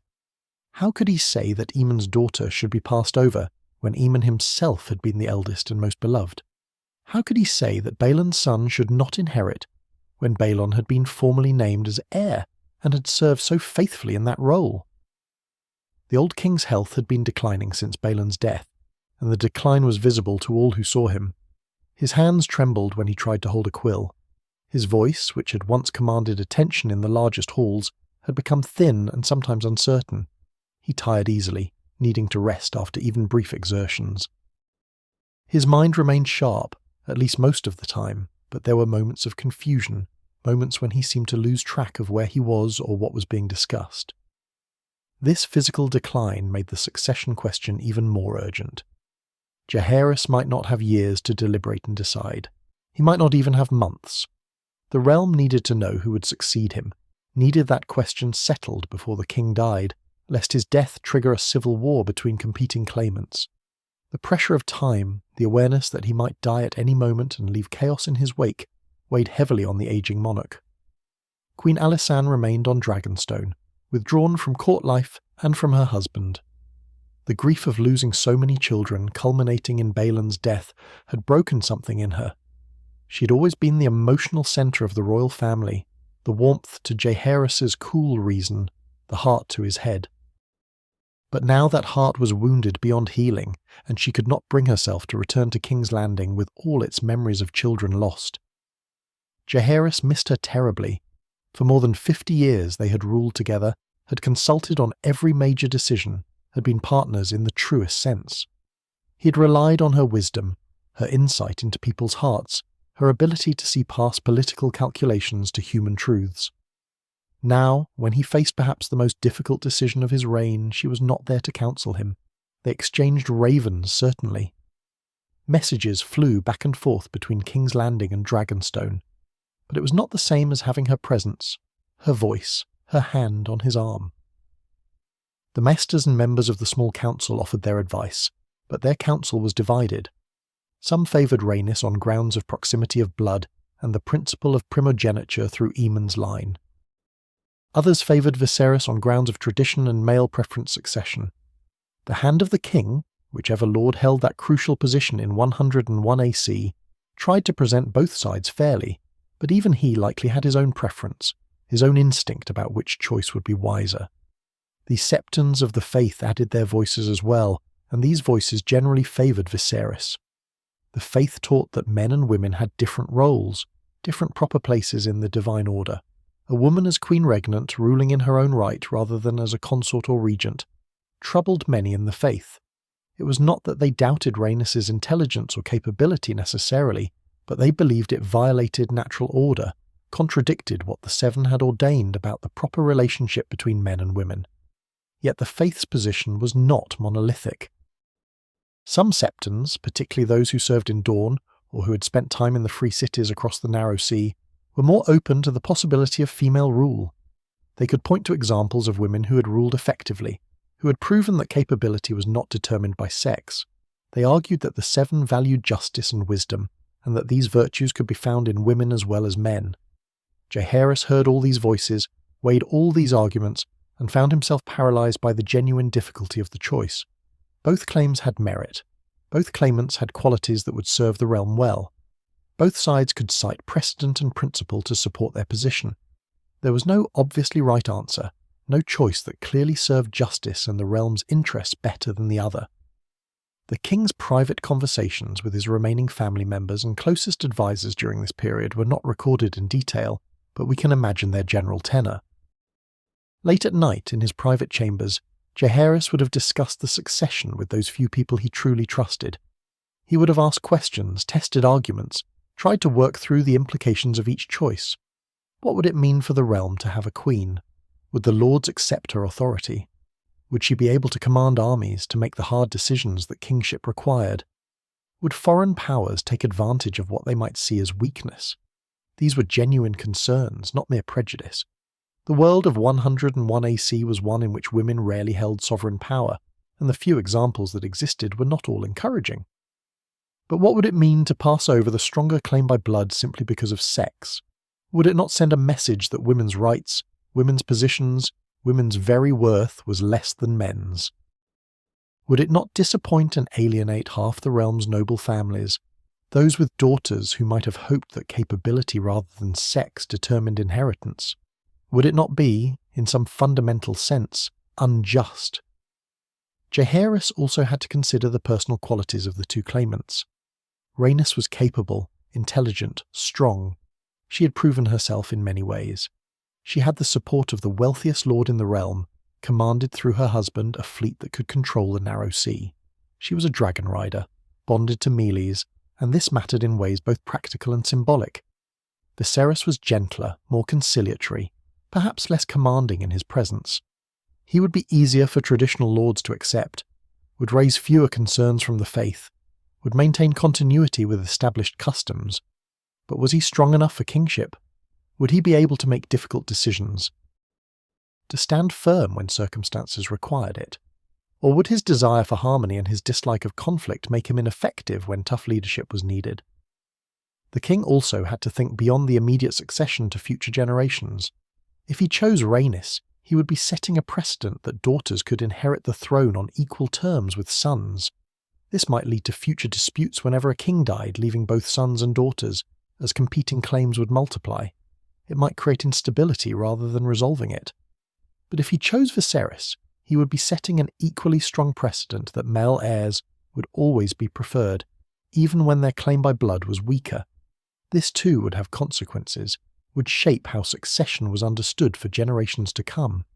Either choice would bind the future, would create a rule that subsequent kings would have to follow or explicitly overturn. There was also the question of Queen Alysanne's wishes, and this complicated matters further. The Queen had made it known, in her messages from Dragonstone, that she favoured Rhaenys. Alysanne had always been sympathetic to women's rights and women's capabilities. She had championed the cause of her sex throughout her life, had fought to end cruel customs that targeted women, had insisted that women's voices be heard in matters of governance. For Alysanne the choice was clear. Rhaenys had the stronger claim by blood, and she was perfectly capable of ruling. To choose Viserys simply because he was male was to perpetuate an injustice, to declare that birth determined worth regardless of merit. The Queen's position on this matter was firm and passionately held, and she urged her husband in her letters to do the right thing, to choose the candidate with the better claim. But Jaehaerys could not be guided solely by his wife's wishes. however much he valued her judgment. He had to consider the broader implications, the political realities, the need for stability and acceptance. He had to think about what the realm would accept, what would prevent rather than provoke conflict. And his own instincts, shaped by a lifetime in a culture that valued male authority, may have pulled him toward the more traditional choice, even as his love for his wife and his respect for justice pulled him in the other direction. The weight of this decision, the awareness that whatever he chose would set precedent for centuries, was crushing. Jaehaerys had made countless difficult decisions during his long reign. He had reformed laws, built roads, reconciled with the faith after years of conflict, negotiated with the great houses, managed the complexities of ruling 7 kingdoms with different customs and traditions. But perhaps none of those decisions had been as difficult as this one, because none of them had been so personal, so wrapped up with grief and love and the impossible task of choosing between grandchildren. The old king's sleepless nights during this period can only be imagined. Lying in his bed, alone now that Alysanne was on Dragonstone, staring at the ceiling and turning the question over and over in his mind. Seeing Aemon's face, Baelin's face, the faces of all the children he had lost. Thinking about Rhaenys and Viserys, about what his choice would mean for them, for their children, for the realm. Wondering if there was a right answer, or if this was one of those situations where any choice would have costs and benefits, where wisdom lay not in finding the perfect solution, but in choosing the lesser evil. And somewhere in this process of agonized deliberation, Jaehaerys arrived at a decision that was itself extraordinary, a decision that showed both his wisdom and his uncertainty. He decided that he could not decide, or rather, that he should not decide alone. The choice was too large, too consequential, too wrapped up in questions that went beyond any one person's judgment. It needed to be a collective decision, something that the realm as a whole could participate in and ultimately accept. The idea of calling a great council was not entirely without precedent, though nothing quite like it had ever been done in Westeros. In ancient times, in the Age of Heroes, there were stories of gatherings where lords had come together to choose leaders or decide important matters. The Iron Islands still used a form of this in the Kingsmoot, where the Ironborn would gather to elect their leaders. But for the unified 7 kingdoms, for the Iron Throne itself, there was no tradition of collective decision-making about succession. Jaehaerys' decision to call such a council was radical in its implications. It suggested that royal authority was not absolute, that even a king's right to name his heir could be subject to review by the lords of the realm. It acknowledged that legitimacy required some degree of consent from those who would be governed, that a choice imposed by royal decree might be less stable than one that emerged from collective deliberation. The decision was also practical and wise. By letting the lords choose, Jaehaerys would bind them to the decision in a way that a royal decree could not. If the lords voted for Viserys, then those who might have preferred Rhaenys could not later claim that the succession was imposed unfairly. They had participated in the choice. They had voted. They were complicit in the outcome and thus had an interest in defending it. Similarly, if the lords chose Rhaenys, which seemed less likely given the general conservatism of Westerosi culture, but was not impossible, then those who preferred traditional male succession would still be bound by their participation in the process. The decision would have a legitimacy that came from collective wisdom rather than individual authority, and this legitimacy might prevent the kind of disputes that could tear the realm apart. There was also something deeply humble about Jaehaerys' decision, a recognition of the limits of his own wisdom and authority. He had been a great king, perhaps the greatest Targaryen monarch, but he was also a grieving old man, tired and uncertain, facing a choice that felt too heavy for one person to make. By calling a great council, he was admitting that he did not know the right answer, that this decision required more than his judgment alone. The decision to hold the council at Harrenhal was itself significant. Harrenhal was the largest castle in Westeros, large enough to house thousands of lords and their retinues. It was centrally located, accessible from all regions of the realm. It was also symbolically powerful, a reminder of what happened to those who defied Targaryen authority, as the melted towers still bore witness to the dragonfire that had consumed Harren the Black and his sons more than a century before. But Harrenhal was also neutral ground. It did not belong to any of the great houses that might have strong preferences about the succession. House Strong, which held Harrenhal, was powerful but not among the greatest houses. They could serve as hosts without seeming to favour one side or the other. The choice of location sent a message that this gathering would be fair, that all voices would be heard on equal terms. The summons went out in the king's name, carried by ravens to every corner of the realm. All the great lords were called to attend, along with lesser lords and even landed knights who held their lands directly from the crown. The invitation was clear about the purpose of the gathering. The lords would come together to decide who should inherit the Iron Throne after King Jaehaerys.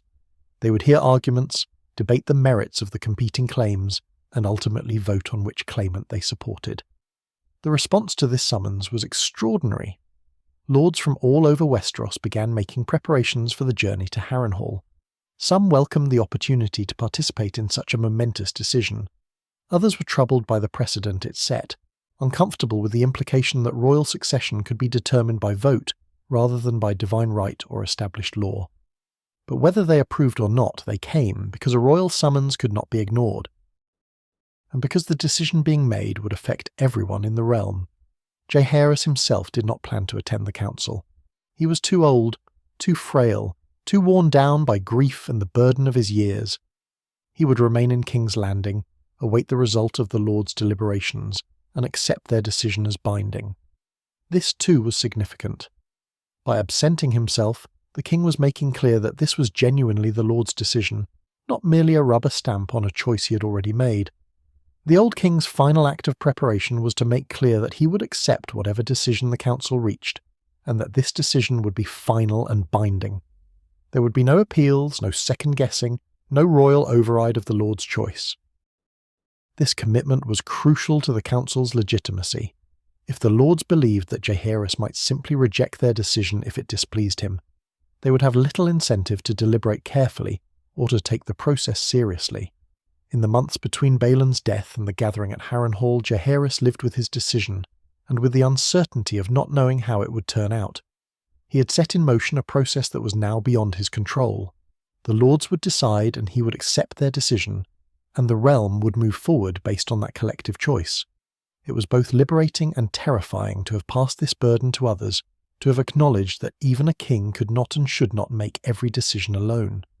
The question of succession, which had seemed so impossible, so fraught with personal and political complications, would now be answered by the realm itself. The Great Council would convene, the lords would debate and vote, and the future of the Targaryen dynasty would be determined not by royal decree, but by collective wisdom.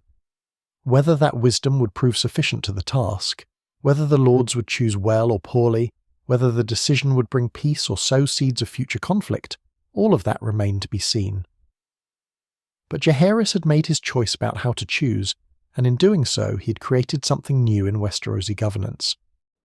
A moment when the lords of the realm would gather not to swear fealty to a king's chosen heir, but to actually select that heir themselves. A moment when the question of legitimacy would be tested in a new way, when consent and collective decision-making would play a role they had never played before. A moment that would be remembered for centuries as both a triumph of wisdom and in ways no one could foresee as the seed of future tragedy. The summons had gone out across the Seven Kingdoms, carried by ravens whose wings darkened the skies from Winterfell to Sunspear, from Casterly Rock to Storm's End, from the Eyrie to Old Town. Every great lord received the king's message, as did hundreds of lesser lords and landed knights who held their lands directly from the Iron Throne. The message was clear and unprecedented. Come to Harrenhal in the year 101 after Aegon's conquest, and help decide who shall inherit the realm. The response was extraordinary. From every corner of Westeros, lords began their journeys toward the great ruined castle on the shores of the God's Eye. Some travelled by road, their household knights and men-at-arms forming columns that stretched for miles. Others came by ship, sailing up the Trident or around the coast and then inland. The greatest lords brought hundreds in their retinues, while lesser knights might come with only a squire and a servant. But they came, all of them, drawn by royal command and by the knowledge that they were about to participate in something that had never happened before. The choice of Harrenhal as the site for this gathering was both practical and symbolic, and as the lords arrived they would have been struck by both aspects of this massive fortress.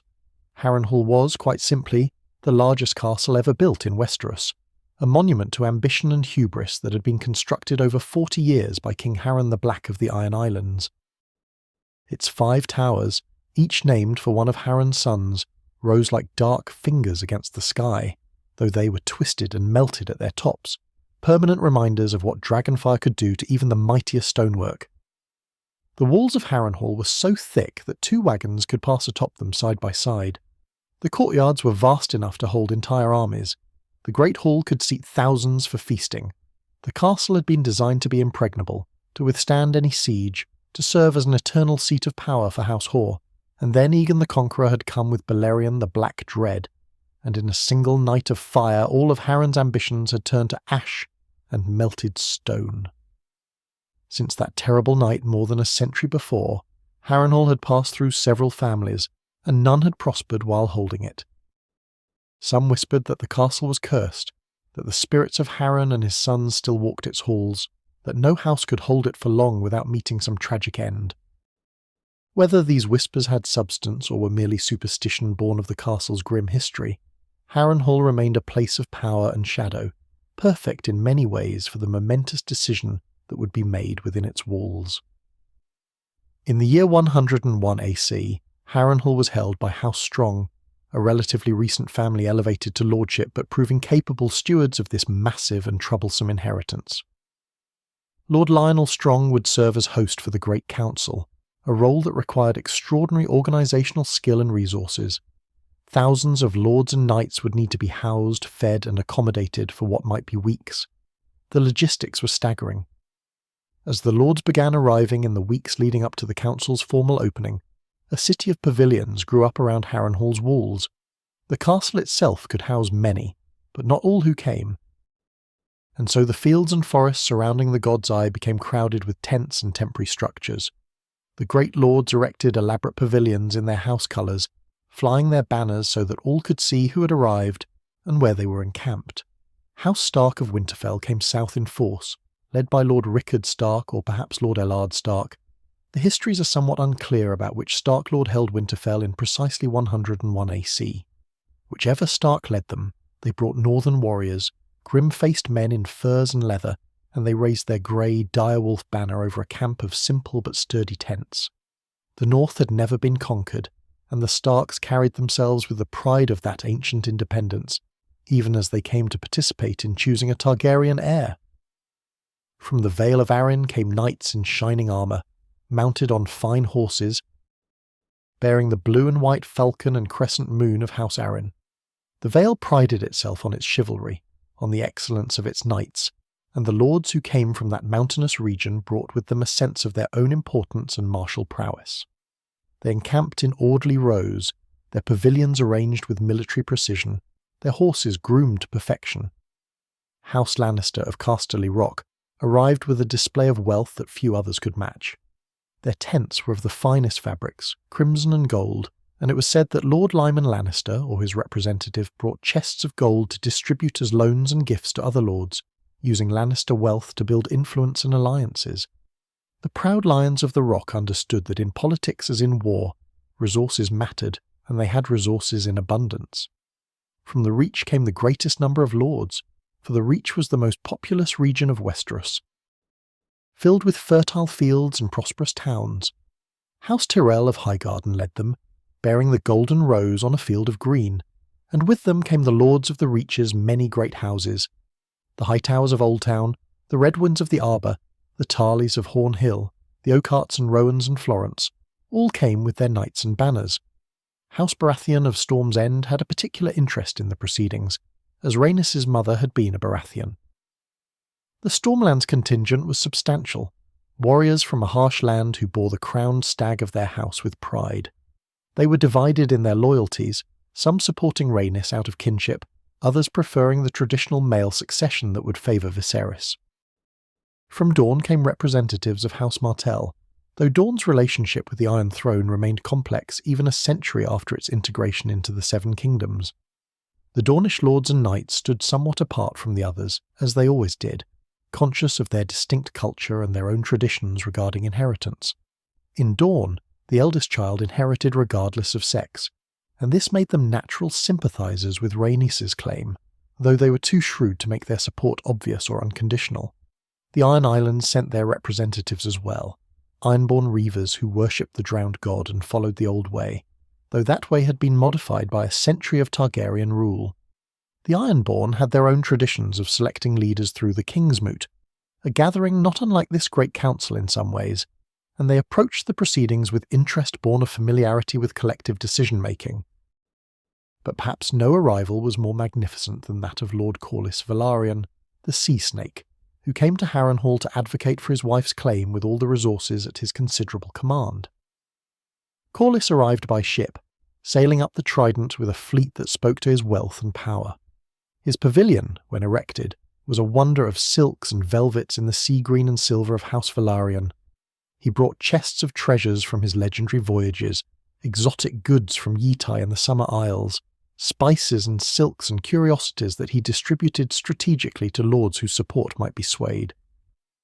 Corlys was in his prime during this period, perhaps 40 years old, at the height of his powers and his confidence. He had made 9 great voyages to distant lands, had accumulated wealth that rivaled the Lannisters, had built House Velaryon into a power that could not be ignored. His fleet controlled the narrow sea. His trading ventures brought prosperity to all who dealt with him. He was charming when he wished to be, persuasive, capable of the kind of personal diplomacy that could shift opinions and build coalitions. The Sea Snake did not simply wait for the council to begin. In the weeks before the formal proceedings, he was constantly in motion, visiting the camps of other lords, hosting feasts in his pavilion, making arguments for Rhaenys's claim in private conversations where minds might be changed. He emphasized proximity of blood, argued that capability mattered more than custom, suggested that supporting Rhaenys would bring rewards to those houses wise enough to back the rightful heir. His efforts were sophisticated and tireless, the campaign of a man who understood that power was as much about persuasion as about force. Rhaenys herself was present at Harrenhal, though she maintained a dignified distance from the more aggressive politicking. She held court in her own quarters, received those lords who wished to pay their respects, and conducted herself with the grace and capability that her supporters believed made her worthy of the throne. She did not plead or campaign openly, understanding that such behaviour would be unseemly for a claimant to the Iron Throne. Instead, she simply was herself, letting her qualities speak for themselves, trusting that those who met her would see in her the makings of a queen. Prince Viserys was also present, accompanied by his wife Aemma Arryn and their young daughter Rhaenyra. Viserys approached the gathering with less calculation than Corlys brought to his efforts, relying more on the natural support that tradition and custom provided. He too received lords, answered their questions, presented himself as a worthy heir. But his temperament was less suited to political manoeuvring than Corlys's was, and he seemed somewhat uncomfortable with the whole proceeding, as though the necessity of campaigning for what he believed should naturally be his felt awkward and demeaning. The masters of the Citadel sent representatives as well, wise men who brought with them records and precedents, historical documents that might inform the Lord's decision. These masters set up a sort of library within Harrenhal, making available chronicles of past successions, examples from before the conquest of how the various kingdoms had handled disputed inheritances, legal treatises on the principles of primogeniture and royal authority. They were there not to advocate for either side, but to provide information, to ensure that the decision was made with full knowledge of history and law. The faith of the Seven was represented by septons from across the realm, including representatives sent by the High Septon himself. These holy men established a sept within Harrenhal where lords could pray and seek spiritual counsel. The faith's position on the succession was not monolithic, but most septons favoured male succession as more in keeping with the divine order they believed the Seven had established. Their presence reminded everyone that this decision had not just political but spiritual dimensions, that questions of legitimacy touched on matters of divine will and natural law. As more lords arrived, the atmosphere around Harrenhal took on the quality of a festival, though one with serious undertones. There were tournaments and competitions, as lords and knights sought to demonstrate their prowess and win honour for their houses. The sound of lances striking shields rang out from the tilting grounds. Merchants set up stalls selling food and drink and goods of all kinds, taking advantage of the largest gathering of wealthy lords that most had ever seen. Musicians played, singers sang, and the nights were filled with the sounds of revelry from hundreds of camps. But beneath the festive atmosphere there was constant negotiation, constant manoeuvring, constant conversation about the decision that would be made. In pavilions late at night, over wine and roasted meat, lords discussed the merits of the two claims. Alliances were formed and broken, promises were made, arguments were tested and refined. The great question hung over everything, present in every conversation, shaping every interaction. The sheer scale of the gathering was unprecedented. The histories tell us that nearly 1,000 lords and landed knights came to Harrenhal for the Great Council, though the exact number is disputed. Some accounts say it was fewer, perhaps 600 or 700. Others claim it was more than 1,000, perhaps as many as 1,500 when all the lesser knights and landed men were counted.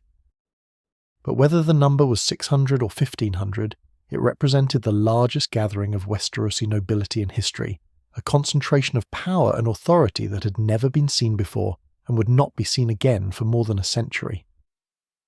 Walking through the camps, one would have seen the full diversity of the Seven Kingdoms on display. Northern lords in their furs standing next to Dornish knights in silk, Ironborn in their salt-stained leather near Reach lords in their fine velvets, the accents and dialects of all the regions mingling together, the banners of hundreds of houses flying side by side, from the great houses whose sigils were known throughout the realm, to minor houses whose symbols were recognised only in their own small territories. The commons, the small folk who served these lords, or who had simply come to witness history, numbered in the tens of thousands. They could not participate in the council's deliberations, could not vote on the succession, but they were there nonetheless, drawn by the spectacle and the significance of the moment. They set up their own camps, sold their wares, entertained the crowds, and watched from a distance as their betters decided who would rule over them.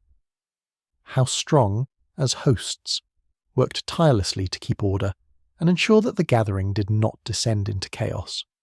There were disputes, certainly, arguments that occasionally turned into brawls, incidents where the pride of one house clashed with that of another. But for the most part, the lords maintained a remarkable degree of civility, understanding that they were here for a purpose larger than their individual grievances. The castle itself, vast as it was, became the centre of activity. Its great hall, the largest in Westeros, was prepared for the formal sessions of the council. Benches were arranged for the lords to sit. A dais was erected at one end where the claimants and their advocates could present their cases. Maesters prepared to record the proceedings, to ensure that what was said and decided would be preserved for future generations. The hall's high ceiling, its massive pillars, its sheer scale created an atmosphere of solemnity, appropriate to the decision that would be made there. In the days before the council formally opened, there was a steady stream of arrivals as the last lords made their way to Harrenhal. Each great house made its entrance, announced by heralds, greeted by Lord Strong or his representatives. The banners accumulated, a forest of coloured cloth displaying every sigil in the realm.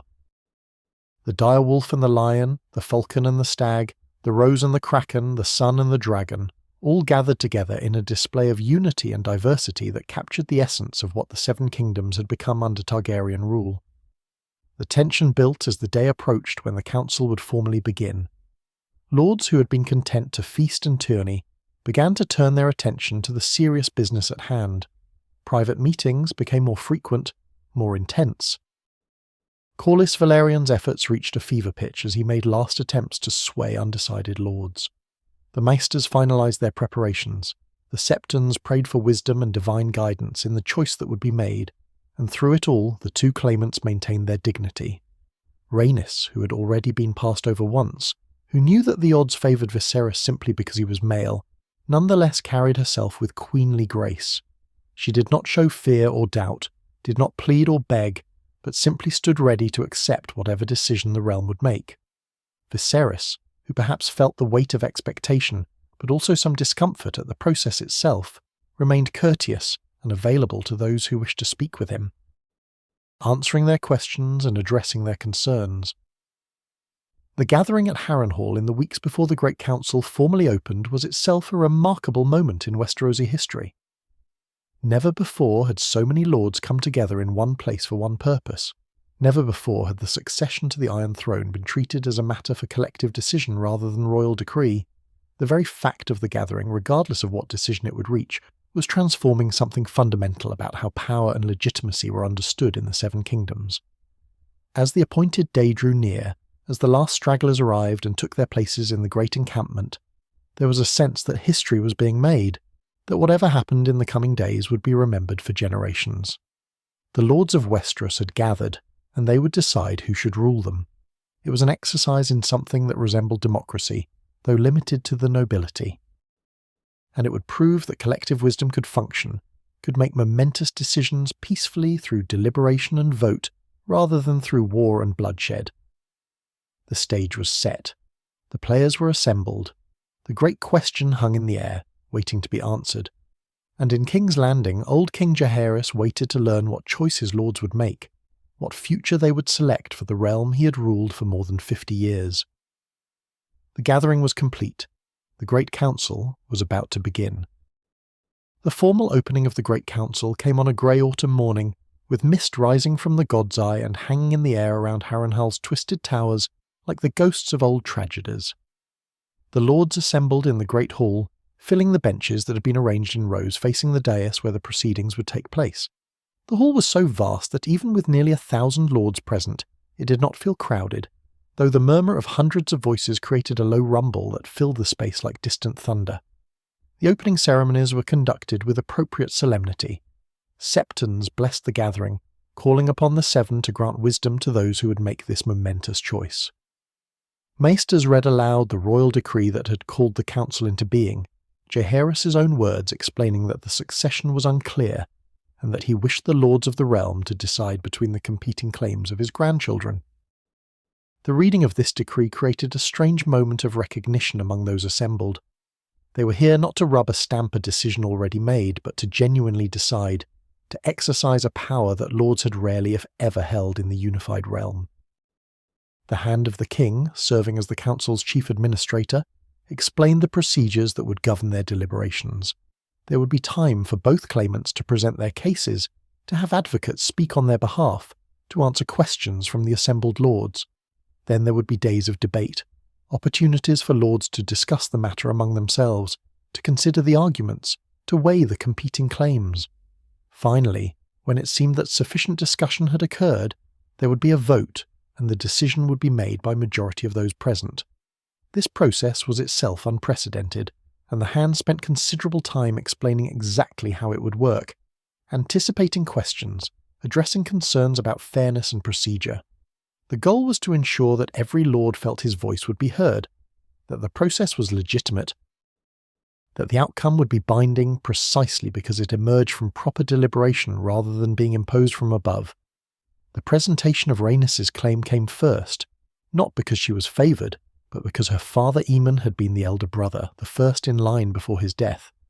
Lord Corlys Velaryon himself served as her primary advocate, and he approached the task with all the skill and passion that had made him one of the most successful men in Westeros. The Sea Snake was a compelling speaker, his voice carrying across the great hall, his words chosen carefully to appeal to both reason and emotion.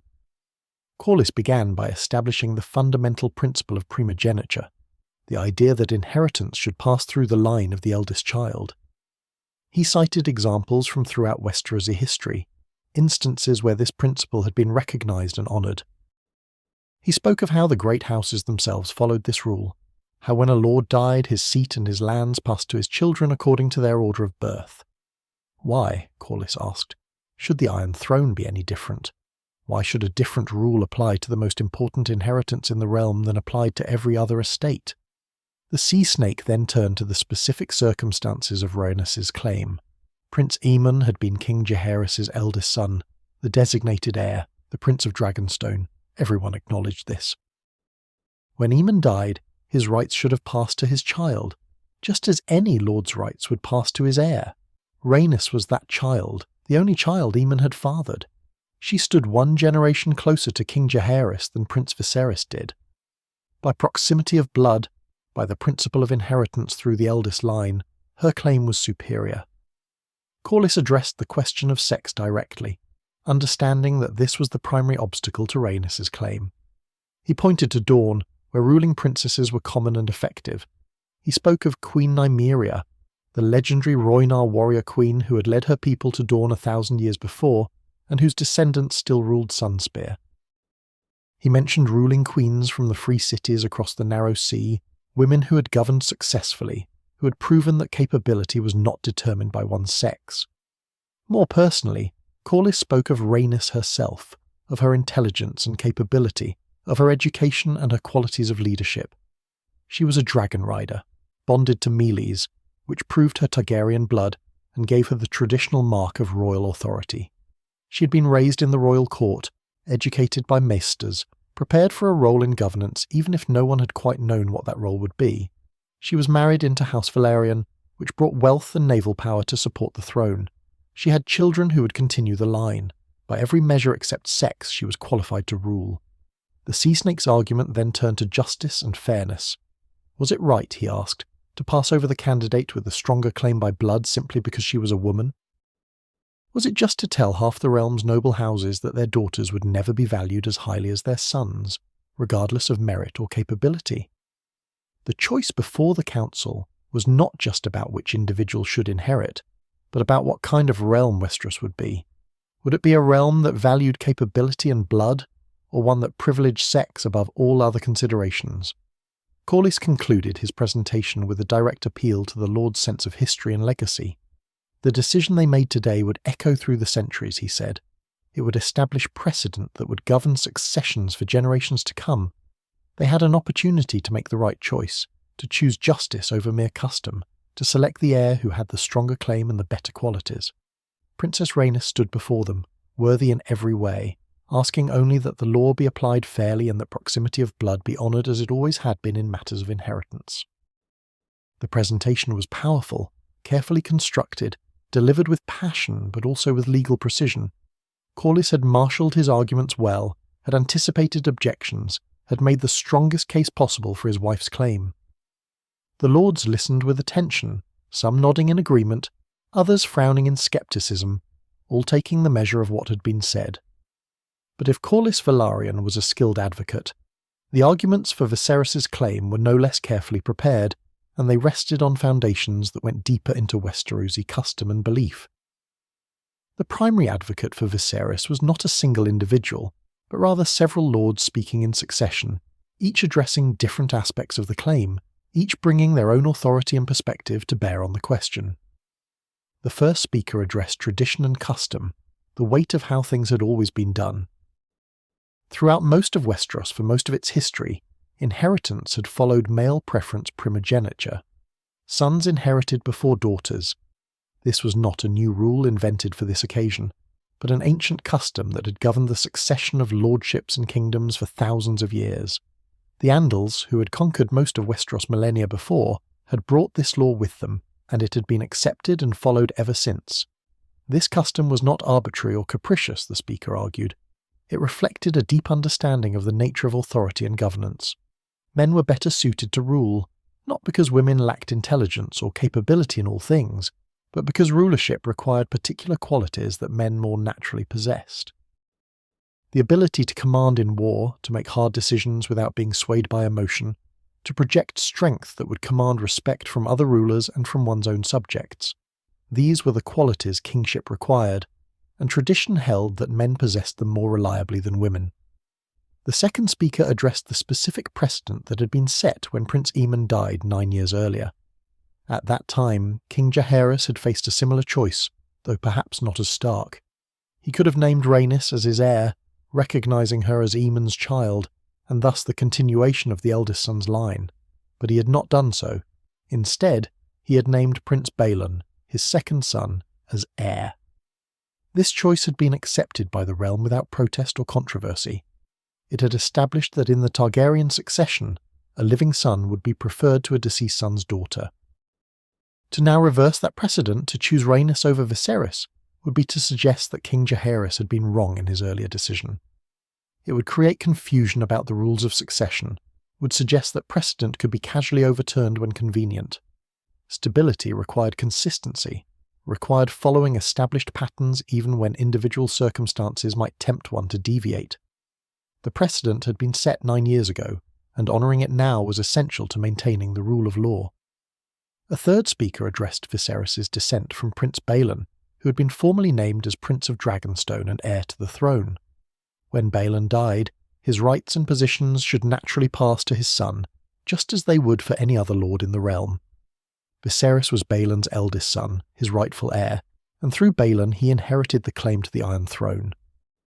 This was not a complicated or novel argument, but simply the application of normal inheritance law. A father's positions passed to his son. Balon had been heir, Viserys was his son. Therefore Viserys should inherit what his father would have inherited. The religious argument came from a septon who spoke with the authority of the faith of the Seven. The gods had created men and women with different natures and different proper roles, he explained. This was not to say that one sex was better than the other in all ways, but that they had different strengths and different places in the divine order. Men were meant to rule, to judge, to command. Women were meant to counsel, to nurture, to provide wisdom and support.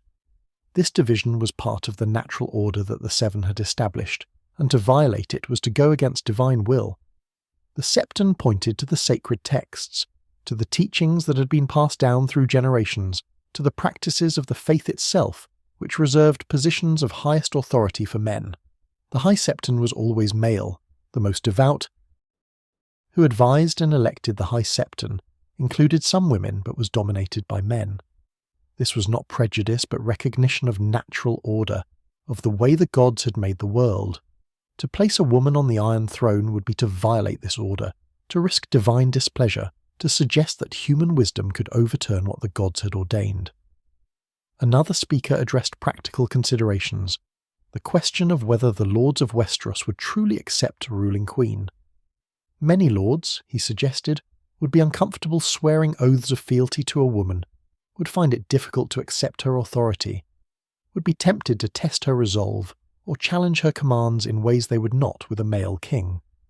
This was not necessarily because Rhaenys herself was inadequate, but because the cultural expectations and patterns of authority were so deeply ingrained. Foreign powers too might see a ruling queen as a sign of weakness, might be emboldened to test Westeros's defences or make demands they would not dare make to a king. The free cities across the narrow sea, the kingdoms of Essos, even the wildlings beyond the wall, all might perceive a woman on the Iron Throne as an opportunity to advance their interests at Westeros's expense. Whether these perceptions were fair or accurate mattered less than the fact that they existed and would shape how others dealt with the realm. The final speaker for Viserys addressed his personal qualities, his suitability for the role of king. Viserys was peaceable and conciliatory, qualities that had served his grandfather Jaehaerys well. He was educated, intelligent, capable of learning from advisors and making sound decisions. He had a wife and a daughter, proof of his ability to continue the line. He was well liked by those who knew him, respected even if not particularly feared.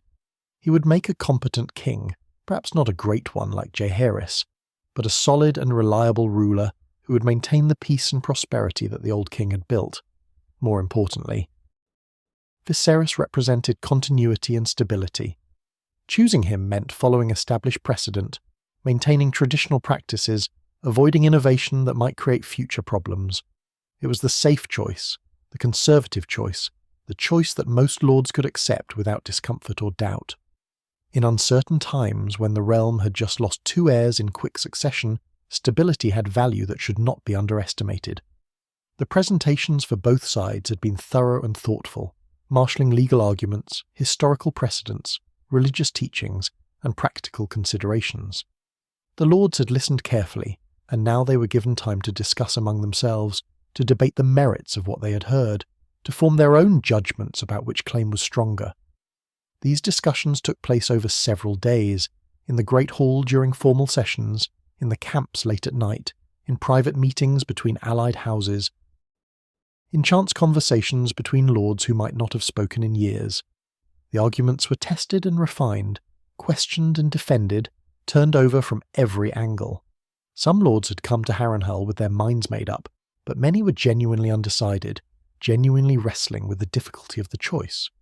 The debate revealed the diversity of opinion within the realm. Some lords were moved by Corlys's arguments about justice and blood proximity, believing that Rhaenys had the stronger claim and deserved to inherit. Others were convinced by the arguments for tradition and precedent, believing that Viserys' claim better served the realm's need for stability and continuity. Still others were less concerned with the legal niceties than with practical questions about who would make the better ruler, who would maintain peace, who would protect their interests and those of their regions. Regional patterns began to emerge in the discussions. The North, conservative in its customs and deeply attached to tradition, generally favoured Viserys. The Vale, with its emphasis on chivalry and established order, also leaned toward the male claimant. The Westerlands, pragmatic and concerned with stability, were similarly inclined to support tradition over innovation. The Stormlands were more divided, pulled between kinship with Rhaenys through her mother and traditional preferences for male succession. The Reach, populous and diverse, showed a range of opinions, with some houses supporting each claimant. The Riverlands, perhaps influenced by their own history of being ruled by foreign conquerors before the Targaryens unified the realm, were less unified in their position. Dorne's representatives, as expected, were sympathetic to Rhaenys, given their own traditions of equal inheritance for sons and daughters. But the Dornish were also politically astute, understanding that they were a minority voice in the council, and that pushing too hard for a position the majority rejected might diminish their influence. They made their preferences known but did not campaign aggressively, choosing instead to observe and take the measure of the proceedings. The discussions also revealed the role of personal relationships and obligations in shaping opinions. Lords who owed debts to Corlys Velaryon, who had benefited from his loans or his trading partnerships, felt pressure to support Rhaenys. Lords whose daughters had married into House Velaryon or allied houses found themselves pulled toward her claim. But there were similar pressures on the other side. Lords whose relationships with traditionalist houses or whose own beliefs about proper social order inclined them toward Viserys. The maesters present observed these discussions with scholarly interest, taking notes, recording arguments, preserving the substance of the debate for future study. They did not generally advocate for one side or the other, understanding that their role was to provide information and preserve history, rather than to shape outcomes. But in private conversations, maesters would offer opinions about precedent and law, and these opinions tended to favour the more conservative position, the choice that maintained rather than changed established patterns. As the days of discussion continued, certain themes emerged repeatedly. The question of precedent, of what had been decided 9 years earlier when Balon was chosen over Rhaenys, came up again and again. Some argued that following this precedent was essential to the rule of law. Others suggested that precedent could be set aside when it conflicted with fundamental principles of justice. Neither side could fully convince the other on this point, which went to the heart of how law and custom should be understood and applied. The question of divine will and natural order also recurred, particularly in discussions involving lords who were devout in their faith, or who relied on the Council of Septons. For these lords, the religious arguments against female rule had considerable weight, creating a moral dimension to the choice that transcended political or legal considerations. They believed sincerely and deeply that placing a woman on the throne would violate the order that the Seven had established, and this belief shaped their position in ways that legal arguments could not touch. The question of capability, of whether Rhaenys or Viserys would actually make the better ruler, was debated extensively but inconclusively. Those who favoured Rhaenys could point to her intelligence, her strength, her dragon, her powerful marriage alliance. Those who favoured Viserys could point to his more conciliatory nature, his acceptance by traditional lords, his male sex which would make command more natural. Both had qualities that would serve them well as rulers. Both had weaknesses that might cause problems. The debate about personal capability could not definitively resolve the larger question. Through all these discussions, both Rhaenys and Viserys maintained their dignity and poise. They did not engage directly in the debates, understanding that such participation would be unseemly for those whose fate was being decided. But they were available to lords who wished to speak with them privately, who wanted to take their measure personally rather than relying on advocates' descriptions. These private audiences were important, giving undecided lords a chance to assess the claimants' characters, to ask questions, to form their own impressions. The atmosphere during these days of debate was intense but generally civil. There were heated arguments, certainly, moments when lords' tempers flared over points of disagreement. But there was no violence, no serious breach of the peace that governed the gathering. The lords understood that they were engaged in something important, that the eyes of history were upon them, and they conducted themselves accordingly. This was not a battlefield where disputes were settled with swords, but a council chamber where words and arguments were the weapons, and where collective wisdom would determine the outcome. As the debate continued, it became increasingly clear which way the wind was blowing. The arguments for tradition and male succession were simply more persuasive to more lords than the arguments for innovation and blood proximity. The conservative position, the safe choice, the option that required no change in fundamental assumptions about how the world worked, was winning. This did not mean that Rhaenys's advocates were ineffective or that her claim lacked merit, but simply that the weight of custom and belief was too heavy to overcome, that most lords could not or would not set aside traditions that seemed natural and proper to them. The Great Debate, as it came to be called in the histories, was not a single dramatic confrontation, but a process, a collective working through of difficult questions that played out over days of discussion and deliberation. It was democracy of a sort, limited to the nobility but genuine within those limits, and it showed that lords could gather and reason together, could make momentous decisions through talk rather than violence, could exercise collective judgment in matters of profound importance. The outcome of this debate would shape not just who sat the Iron Throne, but how the realm understood itself, what precedents would govern future successions, and what limits would be placed on innovation and change in the fundamental structures of power and authority. The moment came when the hand of the king, judging that sufficient debate had occurred and that further discussion would merely repeat arguments already made, called for the Great Council to proceed to its vote. The decision about how this vote would be conducted had been made carefully, with attention to ensuring that the process would be seen as fair and legitimate by all who participated. Every lord and landed knight who had come to Harrenhal would have a voice, would be able to cast a vote for the claimant they believed should inherit the Iron Throne. The voting process itself was designed to be transparent and verifiable. Each lord would approach the dais in turn, would state his name and his house, and would declare his choice before the assembled council and before the maesters who recorded every word. This public declaration served multiple purposes. It ensured that no one could later claim the vote had been miscounted or manipulated. It bound each lord to his choice, making it a matter of public record that could not be denied or recanted, and it allowed everyone present to witness the process, to see democracy in action even if limited to the nobility. The voting began on a grey morning much like the one on which the council had opened, with mist hanging over the God's Eye and filtering through Harrenhal's broken towers. The great hall was filled to capacity, lords packed onto the benches, standing along the walls, filling every available space. The atmosphere was tense with anticipation, though not with fear or anxiety. The process had been conducted fairly. Both sides had made their arguments. Now the realm would speak, and whatever it said would be accepted as binding. The first lords to vote were the representatives of the great houses, as befitted their rank and importance. The voting order had been arranged carefully to avoid giving any advantage to either side, beginning with houses whose positions were already well known rather than with those whose votes might sway others.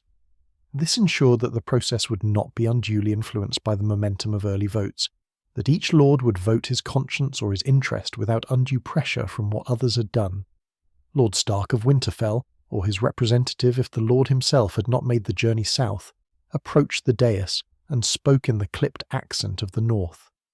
For House Stark, for the North, for tradition and the old ways that had governed their lands for thousands of years, the vote was for Prince Viserys Targaryen. The declaration was firm, unambiguous, carrying the weight of the largest kingdom in Westeros even if not the most populous. The North had spoken for stability and custom, as most had expected they would. The representative of House Arryn of the Vale followed, and he too declared for Viserys. The Vale prided itself on its chivalry, its adherence to proper forms and established customs. The Knights of the Vale saw themselves as defenders of tradition, and they could not support the innovation that choosing Rhaenys would represent. Their vote was delivered with courtly grace but firm conviction, and it reinforced the pattern that was already emerging. House Lannister of Casterly Rock cast its vote for Viserys as well. The Lannisters were pragmatists above all, concerned with stability and the preservation of the realm's peace and prosperity. They had weighed the arguments on both sides and concluded that the conservative choice served their interests better than the innovative one. Their vote came as no surprise, though it carried weight given the Lannisters' wealth and influence in the western regions of the realm. House Baratheon of Storm's End presented a more complex situation. Rhaenys' mother had been a Baratheon, which created a kinship tie that pulled in one direction, but the Stormland's general conservatism pulled in another. The vote, when it came, was for Viserys, though it was delivered with less enthusiasm than some others had been. One could sense that this was a difficult choice for the Stormlords, torn between kinship and tradition, but tradition had won out, as it was winning throughout the hall.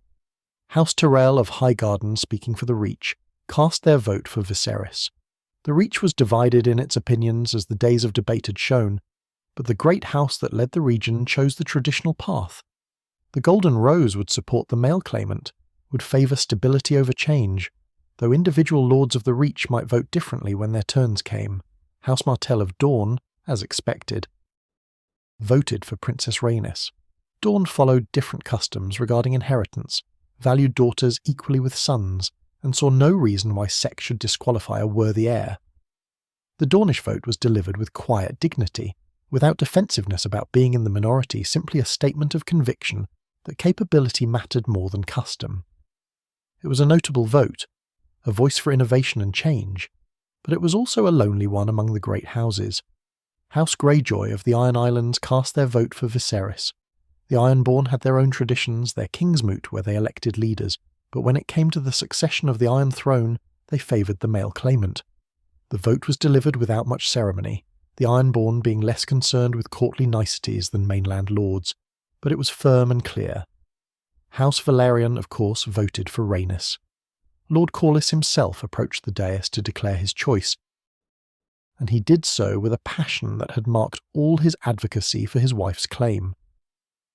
But even in this moment, even knowing that the tide was running against them, Corlys maintained his dignity and his belief that Rhaenys had the stronger claim. His vote was expected, could not have been otherwise, but it was delivered with eloquence and conviction that commanded respect even from those who disagreed. After the great houses had voted, the lesser lords began their procession to the dais. One by one, in an order that had been determined by lot to ensure fairness, they approached and declared their choices.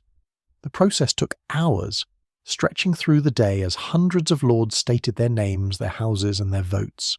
The maesters recorded everything, their quills scratching across parchment in a constant whisper that underlay the louder declarations of the voting lords. The pattern that had been established by the great houses' votes continued as the lesser lords cast their ballots. The vast majority voted for Viserys. Some did so with enthusiasm, clearly believing that tradition and male succession were the right principles to follow. Others voted more reluctantly, acknowledging the strength of Rhaenys' claim but ultimately choosing stability over innovation. Still others voted for Viserys simply because they believed that was what most other lords would do, and they wanted to be on the winning side to support the candidate who would actually become king. The votes for Rhaenys, while fewer, were no less sincere. Some lords genuinely believed that proximity of blood should determine succession, that Rhaenys as Aemon's daughter had the stronger claim. Others were moved by arguments about justice and fairness, about not excluding daughters simply because of their sex. Some voted for Rhaenys out of loyalty to House Valerian, debts owed or alliances formed. A few, particularly younger lords or those from regions with their own traditions of powerful women, voted for innovation and change, believing that the realm would be better for breaking with customs that seemed to them arbitrary and unjust. But these votes for Rhaenys were scattered and outnumbered. For every lord who declared for the princess, 4 or 5 declared for the prince. The disproportion was striking, though not entirely unexpected given the cultural attitudes and traditional beliefs that dominated Westerosi society. What might have been surprising was not that Viserys was winning, but the margin by which he was winning. The sheer weight of opinion against female succession, even when the female candidate was clearly capable and had a strong claim by blood. As the day wore on and the voting continued, the outcome became increasingly clear to everyone in the hall. This would not be a close vote that might have gone either way. This would be a decisive victory for Viserys, a clear statement by the realm that tradition and male succession would be honoured above other considerations. The only question was the exact margin, the precise count of votes for each candidate. The maesters kept careful tally, marking each vote on their parchments, organising the counts by region and by the rank of the voting lord. They would produce detailed records of the vote, documents that would be preserved in the citadel's libraries and referenced by historians for centuries to come. These records would show not just the final count but the patterns within it, which regions supported which candidate, which great houses brought their vassals with them, and which saw their lesser lords vote independently. Some lords cast their votes with brief statements explaining their reasoning, though this was not required. These statements added texture to the bare record of names and choices, revealing the thinking behind the votes, the principles that guided different lords to different conclusions. One lord might say he voted for Viserys because precedent must be honoured. Another might vote for Rhaenys because blood proximity mattered more than sex.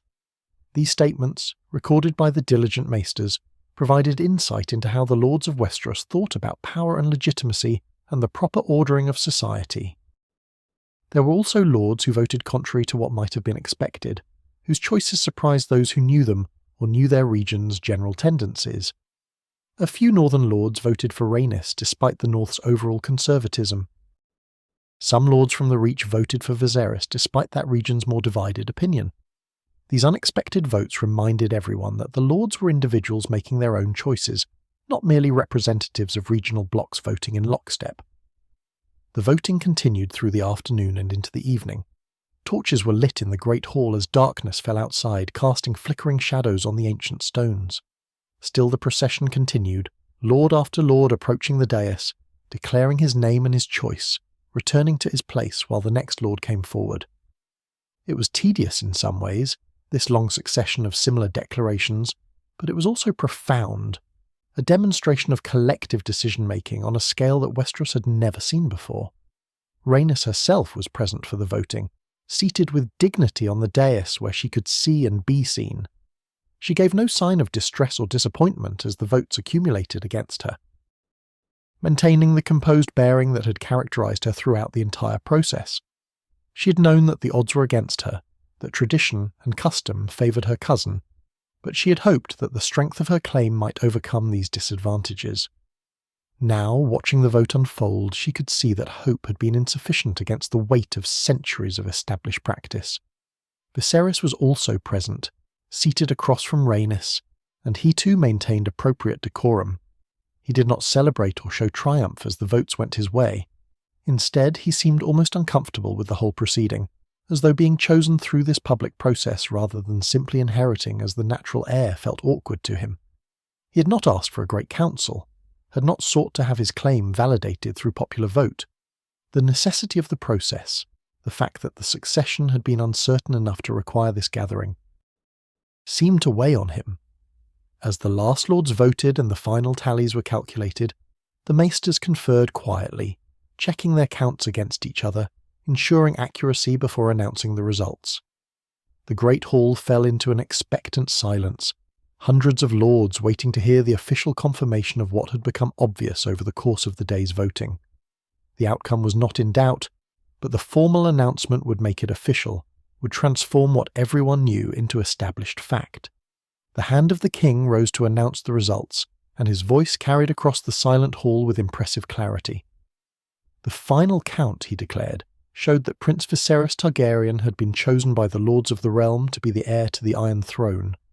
The exact numbers varied slightly in different accounts of the Great Council, as chroniclers recorded different totals, but all agree that the margin was overwhelming. Some histories say that Viserys won by a margin of 20-1, receiving perhaps 900 votes to Rhaenys' 40 or 50. Other accounts suggest slightly different numbers, but all agree on the fundamental fact that the vote was not close. Whatever the precise count, the meaning was unmistakable. The Lords of Westeros had spoken decisively for tradition and male succession. They had chosen the conservative path, the safe choice, the option that maintained rather than challenged established customs. They had honoured precedent over blood proximity, stability over innovation, tradition over justice as Rhaenys' supporters understood it. The decision was clear and unambiguous, leaving no room for doubt about what the realm wanted. The announcement of the results was greeted not with cheering or celebration, but with a kind of collective exhalation, a release of tension that had been building throughout the proceedings. The question had been answered. The uncertainty had been resolved. The realm knew who would succeed King Jaehaerys when the old king finally passed. This knowledge brought relief more than joy, satisfaction, that the process had worked more than excitement about the particular outcome. Viserys rose to accept the decision with appropriate humility and grace. He thanked the lords for their confidence, pledged to honour the trust they had placed in him, promised to rule wisely and well when the time came for him to assume the throne. His words were conventional, the kinds of things any heir might say on such an occasion, but they were delivered with sincerity. He seemed genuinely moved by the responsibility that had been placed upon him, genuinely aware of the weight of what it meant to be chosen as heir by the collective voice of the realm. Then Rhaenys rose, and the hall fell silent again, waiting to see how she would respond to this public rejection of her claim. This moment was crucial, for much depended on whether the losing side would accept the decision or would continue to contest it. If Rhaenys refused to acknowledge Viserys as the rightful heir, if she claimed that the vote was unjust or invalid, she could create the very conflict that the Great Council had been called to prevent. But Rhaenys, to her eternal credit, accepted the decision with grace and dignity that commanded the respect of everyone present. She acknowledged that the lords had spoken, that their collective judgment must be honoured, that Viserys was now formally recognised as heir to the Iron Throne. She pledged her own loyalty and that of House Velaryon to the future king, promised to support his rule when it came, and accepted the will of the realm with a nobility that showed why many had believed she would have made a worthy queen. This acceptance was perhaps the most important moment of the entire Great Council. It transformed what could have been a contested and divisive outcome into a legitimate and binding decision. By accepting the vote, by publicly acknowledging Viserys' claim, Rhaenys removed any basis for future challenge. She and her supporters could believe that the decision had been wrong, could think that tradition had triumphed over justice, but they had participated in the process, and now they were bound by its results.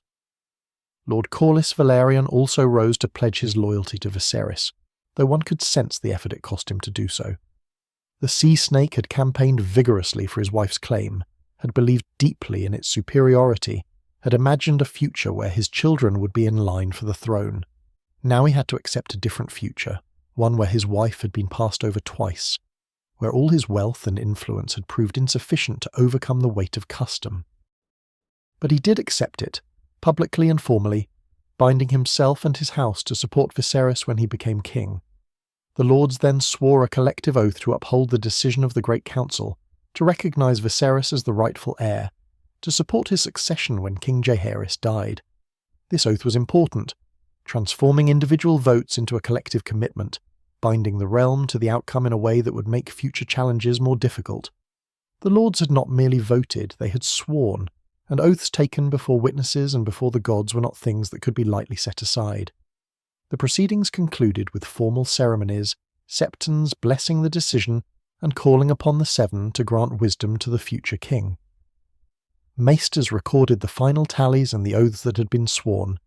Heralds proclaimed the result so that those outside the Great Hall, the thousands of commons who had gathered around Harrenhal, could know what had been decided. Ravens were prepared to carry the news to every corner of the realm, to inform King Jaehaerys in King's Landing that the lords had chosen Viserys, to let all of Westeros know that the succession was settled. In the days that followed the vote, the lords began to disperse, returning to their own lands with the knowledge that they had participated in something historic. The Great Council had worked. It had brought together the lords of the realm, had allowed them to deliberate and decide, and had produced a clear outcome that all sides accepted as legitimate. The process had been peaceful, reasoned, democratic within the limits of a feudal society. It had shown that collective wisdom could function, that momentous decisions could be made through deliberation rather than war. But the Great Council had also revealed something about Westeros, about its values and its assumptions, about what it would and would not accept. It had shown that tradition was stronger than the innovation, that custom could not easily be overturned even when justice might seem to demand it. It had demonstrated that sex mattered more than capability in questions of royal succession, that a capable woman would be passed over in favour of a less impressive man simply because he was male. These revelations would shape the realm's future in ways that no one at the time could fully anticipate. The precedent had been set with overwhelming clarity. Male preference primogeniture was now not just custom but law, confirmed by the collective decision of nearly 1,000 lords. Sons would inherit before daughters. Younger brothers would be chosen over elder brothers' daughters. This rule would govern Targaryen succession for as long as the dynasty lasted, would be cited and followed, and enforced regardless of individual circumstances or the particular qualities of the claimants involved. The Great Council had done what it was meant to do. It had resolved the succession crisis, had chosen between competing claimants, had done so peacefully and through a process that all could accept as legitimate. King Jaehaerys, when he received word of the decision, was reportedly relieved that his gamble had paid off, that the lords had been able to make a choice, and that the realm had accepted it. The old king could now face his final years and his eventual death knowing that the succession was secure, that his realm would not fall into chaos when he was gone, and yet, for all its success in the immediate moment, for all that it accomplished in resolving the crisis of 101 AC, the Great Council also planted seeds that would bear bitter fruit in years to come. The precedent it set would be used to justify choices that led directly to the most devastating civil war in Targaryen history. The principles it established would be cited by both sides in future conflicts, interpreted differently by those who sought to claim the throne and those who sought to deny them. The decision made at Harrenhal in 101 would echo through the decades, shaping events that none of the lords who voted there could have foreseen or imagined. But on that day, in that moment when the vote was counted and the oaths were sworn, there was only relief and satisfaction that the process had worked, that the crisis had been resolved, that the realm knew its future king. The Great Council had succeeded, and that success was something to be celebrated even if its ultimate consequences would prove more complex and tragic than anyone gathered at Harrenhal could have known. The immediate aftermath of the Great Council brought a kind of peace to the realm, a settlement of the question that had threatened to tear Westeros apart in civil war. Ravens flew from Harrenhal to King's Landing, and to every corner of the Seven Kingdoms, carrying the news that Prince Viserys had been chosen as heir to the Iron Throne by the overwhelming voice of the realm's lords. The uncertainty that had hung over the succession since Prince Baelin's death was lifted, replaced by the clarity of collective decision. The realm could move forward, secure in the knowledge that when old King Jaehaerys finally passed, there would be no dispute about who should succeed him. Viserys himself was formally named Prince of Dragonstone, the title traditionally held by the heir to the Iron Throne.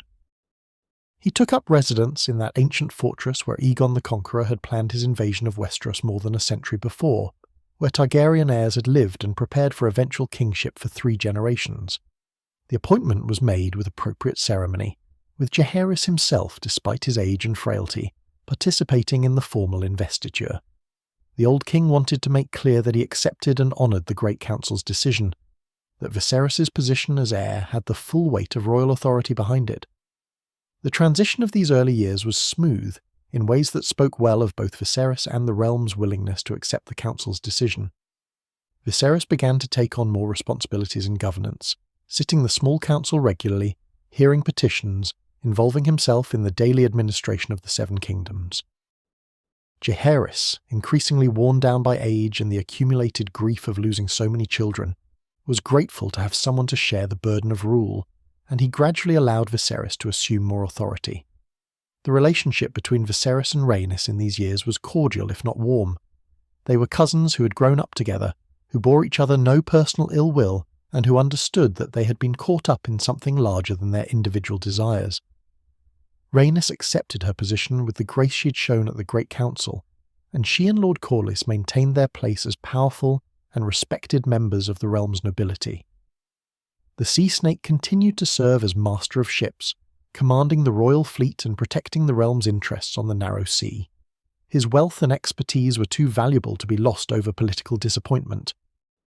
King Jaehaerys lived for 2 more years after the Great Council, finally passing in the year 103 AC at the age of 71. His death was peaceful, coming in his sleep after a gradual decline that had seen him withdraw more and more from the active business of ruling. He had outlived most of his children, had ruled longer than any Targaryen before or since, and had transformed the unified realm from Aegon's conquest into something stable and prosperous. His reign would be remembered as a golden age, a time of peace and justice, and wise governance that subsequent kings would struggle to match. Queen Alysanne had died 3 years before her husband, in the year 100 AC, still in her self-imposed exile on Dragonstone. She never fully recovered from the grief of losing so many children, and her final years were spent in quiet contemplation, away from the court life that had once filled her days. Her death was a loss not just to Jaehaerys, but to the entire realm, for good Queen Alysanne had been beloved by the common people in ways that few queens before or since could claim. The small folk mourned her passing with genuine sorrow, remembering her advocacy for their interests and her compassion for those without power. Viserys' accession to the throne in 103 AC was uncontested and largely ceremonial. He had been recognised as heir for 2 years, had been performing many of the duties of kingship already, and the transition was smooth. The coronation took place in the Great Sept of Baelor in King's Landing, with the High Septon placing the crown of Aegon the Conqueror on Viserys' head and anointing him as the 4th Targaryen king. The lords who had voted for him at the Great Council renewed their oaths of fealty. Those who had voted for Rhaenys, including Lord Corlys Velaryon, also swore their loyalty to the new king, honouring the commitments they had made at Harrenhal. The early years of Viserys' reign were peaceful and prosperous, continuing the stability that Jaehaerys had built. Viserys was not as wise or as commanding as his grandfather had been, but he was conscientious and well-meaning, genuinely desiring to be a good king. He relied heavily on his small council, listening to the advice of experienced lords and maesters, making decisions through consensus rather than imposing his will. This consultative style of governance suited the realm's needs in this period, maintaining the institutions and practices that Jaehaerys had established. Viserys' marriage to Aemma Arryn had already produced a daughter, Rhaenyra, born in 97 AC. The king doted on this daughter, delighting in her intelligence and spirit, but he also hoped for a son, an heir who would ensure the continuation of the male line and avoid any future questions about succession. Aemma became pregnant several more times in the early years of Viserys' reign, but these pregnancies ended in miscarriage, or produced children who did not survive infancy. The repeated losses were painful for both Viserys and Aemma, a source of private grief that shadowed the public success of the reign. In the year 105 AC, tragedy struck when Aemma died in childbirth, along with the son she'd been trying to give the king. The circumstances were particularly painful, as Viserys had been faced with a terrible choice by the maesters attending the birth. They could attempt to save Aemma, or they could cut the child from her womb in hopes of saving the heir. Viserys, desperate for a male heir, chose to sacrifice his wife for the possibility of a son. The operation was performed, the child was delivered, but he lived only a day, and Aemma died in agony from the cutting. It was a decision that would haunt Viserys for the rest of his life. This loss left Viserys with only his daughter Rhaenyra as his heir. She was 8 years old at the time of her mother's death, already showing signs of the intelligence and strength that would characterize her life. Viserys loved her deeply, but he also faced pressure from his council and from many lords to remarry and try again for a male heir. The precedent set by the Great Council weighed heavily on these discussions. The realm had spoken decisively for male succession. Surely the king needed a son to inherit the throne. And yet Viserys found himself in a position not unlike the one his grandfather had faced. He had a daughter who was capable and worthy, who had a dragon, who could potentially rule. Should he simply name Rhaenyra as his heir, acknowledging her as the continuation of his line? Or should he remarry and hope for sons, maintaining the principle that the Great Council had established? The decision was complicated by his genuine love for Rhaenyra and his guilt over choosing a potential heir over her mother's life. In 106 AC, in a decision that would prove fateful, Viserys named Rhaenyra as his heir and Princess of Dragonstone. He gathered the lords of the realm and had them swear oaths to uphold her succession, to recognise her as the future queen. This was an extraordinary decision given the precedent that had been set just 5 years earlier at the Great Council. The lords had voted decisively that a male heir should be preferred over a female one, that tradition and custom should govern succession. Now Viserys was asking them to swear loyalty to his daughter, effectively overriding what the Great Council had established. The irony of this situation was not lost on anyone. Viserys had been chosen over Rhaenys specifically because he was male, because the precedent favoured sons over daughters. Now he was doing exactly what his grandfather had been unable or unwilling to do, naming a daughter as heir despite the weight of custom against it. The lords swore their oaths, because a king's command could not be refused, but many did so with reservations, wondering what this meant for the precedent they had helped establish. The decision to name Rhaenyra as heir might have stood if Viserys had remained unmarried, if his daughter had been his only child. But political pressure, and perhaps his own desire for companionship, led him to remarry in 106 AC, taking as his second wife Alicent Hightower, the daughter of his Hand of the King. Alicent was young, beautiful, and from a powerful and ambitious family. She was also Rhaenyra's close friend, having served as a companion to the princess, which made the marriage feel like a betrayal to Rhaenyra even as it was celebrated by those who hoped for male heirs. Alicent proved fertile in ways that Aemma had not been, at least not successfully. In 107 AC, she gave birth to a son, Aegon, named for Aegon the Conqueror. The birth of this prince created an immediate complication for the succession. Viserys had named Rhaenyra as his heir, and had the lords swear oaths to her. But now he had a son, a male heir who by the precedent of the Great Council should arguably inherit before his older sister. What was the king to do? Viserys chose to maintain Rhaenyra's position as heir, insisting that the oaths sworn to her were binding, and that his decision would not change simply because he now had sons. He loved Rhaenyra, felt guilty about her mother's death, and believed that his daughter deserved to inherit. But this decision created a faction at court that believed Aegon should be heir instead, that the precedent of male succession should be honoured, that the Great Council's decision meant that sons came before daughters, regardless of which was born first. Alicent Hightower gave Viserys more children in the following years. Another son, Aemond, was born in 110 AC. A third son, Daeron, followed. The king also had a daughter by Alicent, Helaena, born in 109 AC. Each birth strengthened the faction that believed one of Viserys' sons should inherit rather than Rhaenyra. The precedent from the Great Council was cited again and again. The realm had spoken for male succession. How could the king ignore that decision?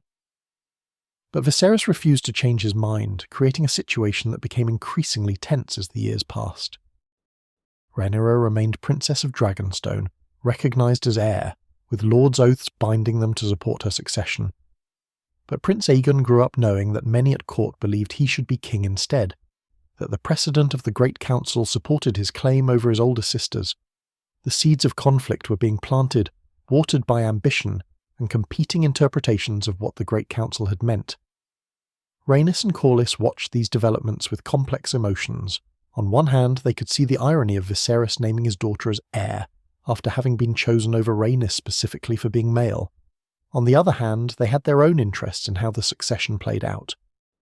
Their son Laenor had married Rhaenyra in 114 AC, a match arranged by Viserys to strengthen Rhaenyra's position by allying her with the wealthiest and most powerful house after the Targaryens themselves. This marriage meant that if Rhaenyra did eventually inherit, the Velaryon children would be in line for the throne, giving House Velaryon the position it had been denied when the Great Council chose Viserys over Rhaenys. But the marriage between Rhaenyra and Laenor was troubled from the start.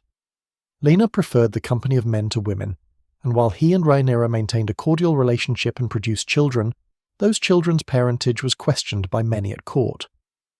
The boys born to Rhaenyra, Jacaerys, Lucerys, and Joffrey had brown hair and brown eyes rather than the silver hair and purple eyes of true Targaryens. Whispers suggested that their father was not Laenor but rather Sir Harwin Strong, a knight of the Kingsguard who was close to Rhaenyra. These whispers would later be used by those who opposed Rhaenyra's claim to suggest that her children were bastards with no right to inherit. The precedent set by the Great Council continued to shape these developments in ways both obvious and subtle. Every discussion of the succession referenced what had been decided at Harrenhal in 101 AC. Those who believed Aegon should be heir cited the council's overwhelming vote for male succession. Those who supported Rhaenyra argued that the council had been deciding between two candidates, neither of whom was the king's child, that different rules applied when the king had explicitly named his daughter as heir and had lords swear oaths to her. The legal and political complexities multiplied as the years passed. By the time Viserys was in his later years, declining in health much as his grandfather had, the realm was effectively split between two factions. The Blacks, as they would come to be called, supported Rhaenyra's claim based on Viserys' explicit designation of her as heir and the oaths sworn to her. The Greens, named for the colour Alicent Hightower wore, supported Prince Aegon based on the precedent of male succession, established by the Great Council and reinforced by centuries of tradition. Both sides believed they had law and precedent on their side. Both sides could cite legitimate arguments for their positions, and both sides were preparing, whether they fully acknowledged it or not, for a conflict that would dwarf anything Westeros had seen since the conquest itself. The Dance of the Dragons, as it would be called, was approaching, a civil war that would devastate the realm and nearly destroy House Targaryen, and its roots lay in the precedent set at the Great Council of 101 AC. The irony was bitter and profound. The Great Council had been called to prevent civil war, to resolve a succession dispute peacefully through collective decision-making, and it had succeeded in its immediate goal, choosing Viserys over Rhaenys without violence. But the precedent it established, the principle it enshrined, would be used to justify the very conflict it had been meant to prevent. The decision made at Harrenhal would be cited by both sides in the Dance of the Dragons, interpreted differently by those who sought power and those who sought to deny them. Rhaenys herself lived to see these developments, though she would not survive to see the full horror of the dance. She died at the Battle of Rook's Rest in 129 AC, defending Rhaenyra's claim on the back of her dragon melees. The Queen Who Never Was fought with courage and skill, but she was outnumbered and outmatched, and she fell in flames, dragon and rider together. Her death was one of the first great tragedies of the dance, a loss that weakened Rhaenyra's cause and demonstrated the terrible cost that the war would exact. Lord Corlys Velaryon survived the dance, though he lost nearly everything in the process. His son Laenor died, or disappeared, depending on which account one believes. His daughter Lena died in childbirth. His wealth was diminished by the cost of war. His fleet was battered in countless naval battles. He lived into his 70s, a survivor, but also a man who had witnessed the destruction of much that he had built and hoped for. The ambition that had driven him to campaign so vigorously for Rhaenys' claim at the Great Council had borne fruit only in ash and blood. The Great Council's precedent was also used in later succession crises. In 233 AC, more than a century after the First Great Council, another was called to choose between competing claimants to the throne after the death of King Mekar. That later council chose Aegon the Unlikely, passing over candidates with arguably stronger claims, showing that the precedent of collective decision-making had survived even if the specific principles applied were different. But the most significant legacy of the Great Council of 101 AC was the precedent it set for male preference primogeniture, the principle that sons inherited before daughters, regardless of capability, or the specific qualities of the claimants. This precedent would govern Targaryen succession for the remainder of the dynasty's rule, would be cited in every discussion of inheritance, would shape how the realm understood legitimacy and authority. It was a conservative decision, a choice for stability and tradition over innovation and justice as some understood it. The consequences of that choice played out over generations. Women were systematically excluded from power, not because they were incapable, but because custom and law decreed that they should not rule. Capable daughters were passed over for less capable sons. The principle became so established that it seemed natural and inevitable, the way things had always been and always would be, even though it had been actively chosen and confirmed at a specific moment in history by a specific gathering of lords. When we look back at the Great Council from the distance of history, we can see both its wisdom and its limitations. It was wise in resolving an immediate crisis peacefully, in creating a process that allowed collective decision-making to replace individual decree. It showed that lords could gather and deliberate and vote without descending into violence, that democracy of a limited sort could function in a feudal society. These were genuine achievements that should not be dismissed. But the Council also revealed the limitations of collective wisdom, the ways in which widely held prejudices could be codified into law through democratic processes. The lords voted their beliefs and their interests, and those beliefs and interests were shaped by a culture that valued men over women, tradition over innovation, stability over justice. The vote was decisive, but being decisive did not make it right, did not mean that the choice served the realm's best interests in the long run. The precedent set at Harrenhal in 101 AC would contribute directly to the civil war that nearly destroyed House Targaryen and that killed tens of thousands of people. It would be used to justify excluding capable women from power for generations. It would shape the realm's understanding of succession in ways that created rather than resolved conflicts. The Great Council had been meant to bring peace, and in the immediate moment it did. But its longer-term legacy was more complex, more troubled, a mixture of wisdom and folly, of success and tragic failure. This is perhaps the deepest lesson of the Great Council, that even our wisest decisions, even our most careful deliberations, can have consequences we do not foresee and cannot control. The lords who gathered at Harrenhal believed they were choosing stability and following tradition. They could not know that their choice would plant seeds of civil war, would contribute to conflicts that would ravage the realm they sought to protect. History is full of such ironies, of good intentions leading to terrible outcomes, of careful choices creating chaos rather than order. The Great Council of 101 AC remains one of the most significant events in Targaryen history. A moment when the realm tried something new, when collective wisdom was given a chance to function, when democracy flickered briefly in a world of kings and lords. But it also stands as a reminder that democracy is only as wise as those who participate in it, that collective decisions can enshrine injustice as easily as they can create justice, and that the consequences of our choices echo through time in ways we cannot predict or control. Behind the grand political narratives, behind the legal arguments and the precedents being set, there were human beings whose lives were shaped and sometimes shattered by the events of the Great Council. These were not abstract principles in motion, but real people with hopes and fears, loves and losses, dreams that would be fulfilled or crushed by the decision made at Harrenhal. To truly understand what the Great Council meant, we need to look past the chronicle of events to the personal stories, the individual experiences of those caught up in this moment of history. Princess Rhaenys Targaryen had been passed over twice by the time the Great Council concluded its work. First when her father Aemon died, and her uncle Balon was named heir instead of her. Then again when Balon died and the lords chose Viserys over her despite her stronger claim by blood. These rejections were not merely political setbacks but profound personal wounds, statements that no matter her qualities or her lineage, she would never be valued as highly as a male heir simply because she was a woman.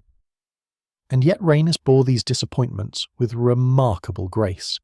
She could have become bitter, could have raged against the injustice of being passed over, could have refused to accept the decisions made against her. Instead, she maintained her dignity, accepted what she could not change, and built a life of meaning and influence even without the crown she'd been denied. This acceptance was not weakness, but a kind of strength, a recognition that some battles cannot be won, and that grace in defeat is its own form of victory. Rhaenys' childhood had been marked by loss from an early age. She was only 18 when her father Aemon died defending Tarth from pirates, old enough to understand what his death meant not just personally but politically. She had been raised as the granddaughter of a king, the daughter of the heir to the Iron Throne, with every expectation that she would play an important role in the realm's future. Her father's death and the decision to pass over her in favour of Balon must have felt like the world shifting beneath her feet, like promises being broken that she had not known were conditional. Her marriage to Corlys Velaryon had been arranged when she was young, a match that combined political advantage with genuine affection.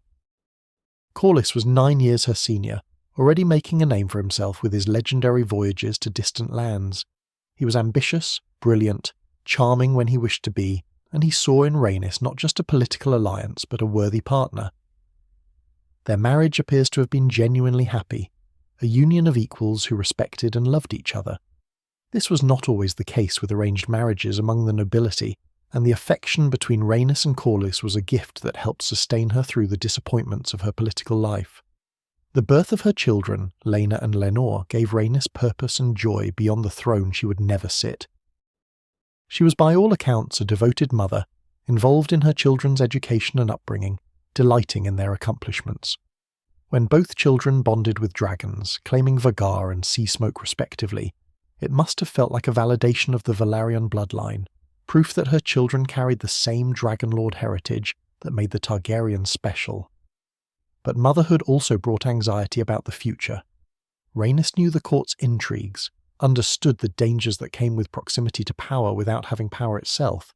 She knew that her children would be drawn into political conflicts, would be used as pieces in games played by ambitious lords. When her son Laenor married Rhaenyra, Viserys' daughter and heir, it must have brought mixed emotions. Pride that her son was marrying a princess who would be queen, but also fear about what that position would mean when the succession was contested. The title that history gave Rhaenys, the queen who never was, captured both the tragedy and the dignity of her position. She had been queen in everything but name, had possessed all the qualities that should have made her worthy of the throne, had been denied it only because of her sex. The title acknowledged this injustice while also honouring her grace in bearing it. She had not become bitter or vengeful, had not spent her life raging against fate, but had instead made peace with what could not be changed while maintaining her sense of self-worth and dignity. When Rhaenys died at Rook's Rest in 129 AC, fighting for Rhaenyra's claim to the throne, it was a choice that revealed much about her character. She was 63 years old by then, long past the age when most people would ride to war. She had already been passed over twice, had already accepted that she would never be queen. But when the realm fractured and civil war came, when the question of female succession that had been decided against her was raised again with Rhaenyra, Rhaenys chose to fight for the principle, even though she had been denied its benefits. She died as she had lived, with courage and dignity, defending a claim similar to the one she herself had held. Whether she saw in Rhaenyra a chance to vindicate what had been denied to her, or whether she simply believed that the precedent of male preference succession was wrong and worth fighting against, we cannot know for certain. But her choice to fight, to risk everything including her life for a principle, speaks to a nobility of character that transcended personal disappointment and loss. Lord Corlys Velaryon had been driven by ambition throughout his life, though it was ambition of a particular kind.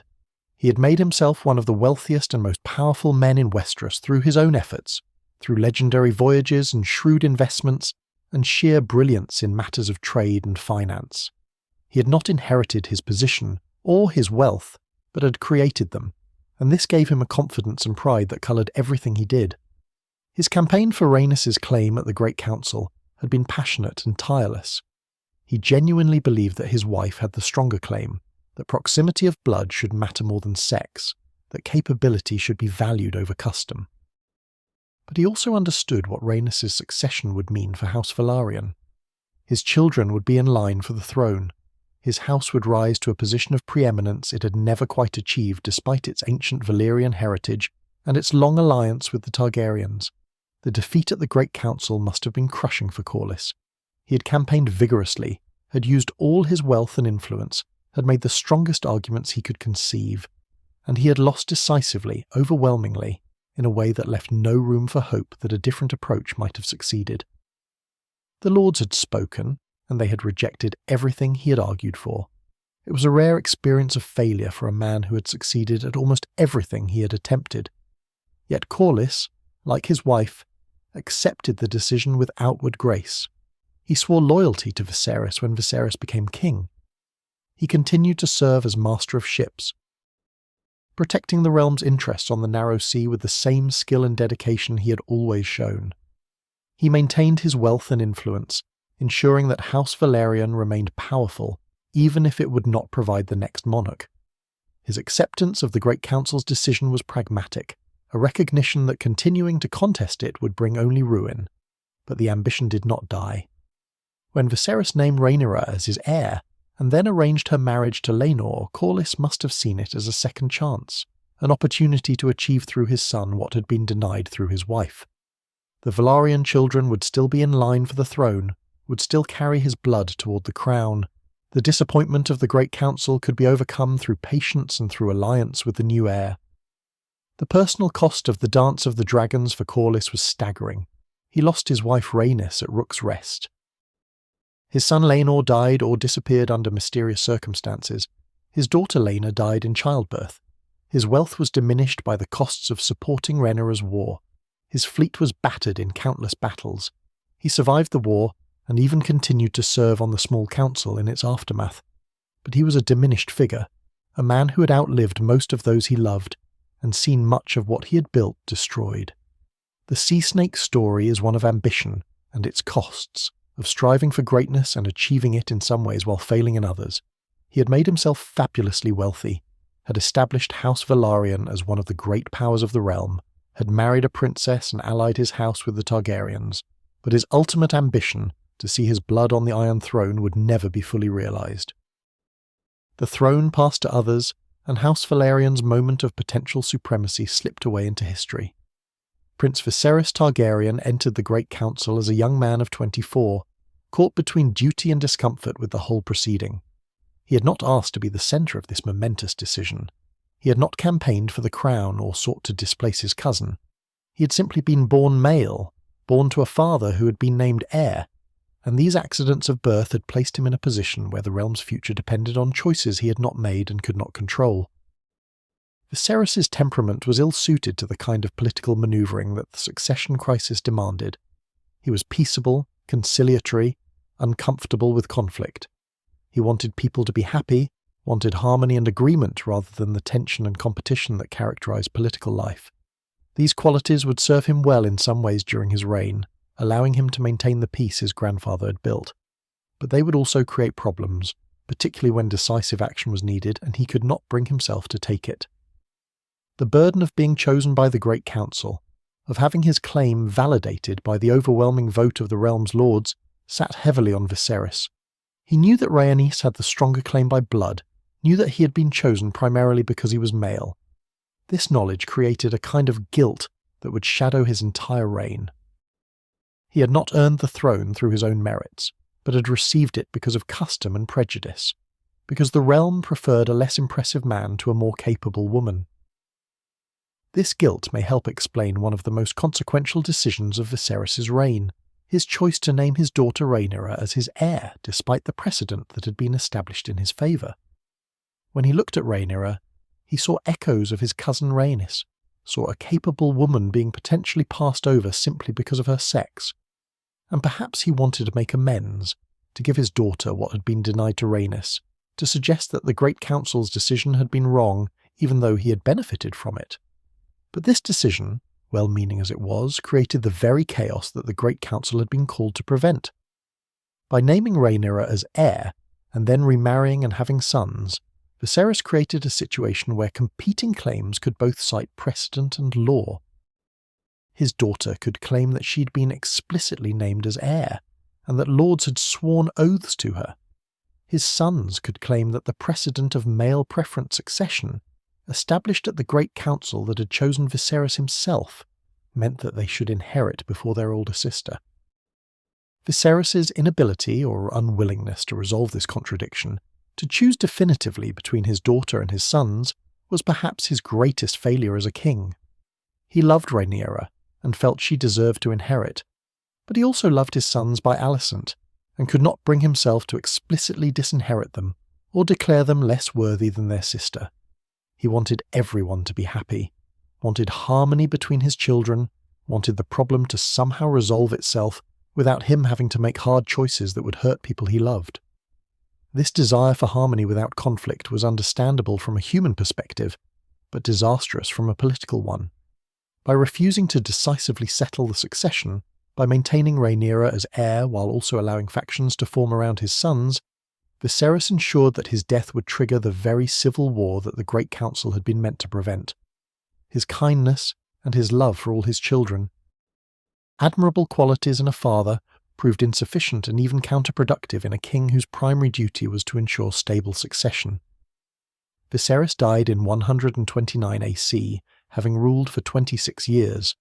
His reign had been mostly peaceful and prosperous, continuing the work his grandfather had begun. But his death unleashed the Dance of the Dragons, the most devastating civil war in Targaryen history, a conflict that killed tens of thousands and nearly destroyed the dynasty. The king who had wanted nothing more than peace and harmony left behind a realm torn apart by war, and the precedent established at the Great Council that had made him king was used by both sides to justify their claims. The small folk, the common people who made up the vast majority of the realm's population, experienced the Great Council and its aftermath in ways very different from the nobles who made the decisions. For most common people, the question of who sat the Iron Throne mattered primarily in how it affected their daily lives. Would there be peace or war? Would their crops be requisitioned to feed armies? Would their sons be conscripted to fight?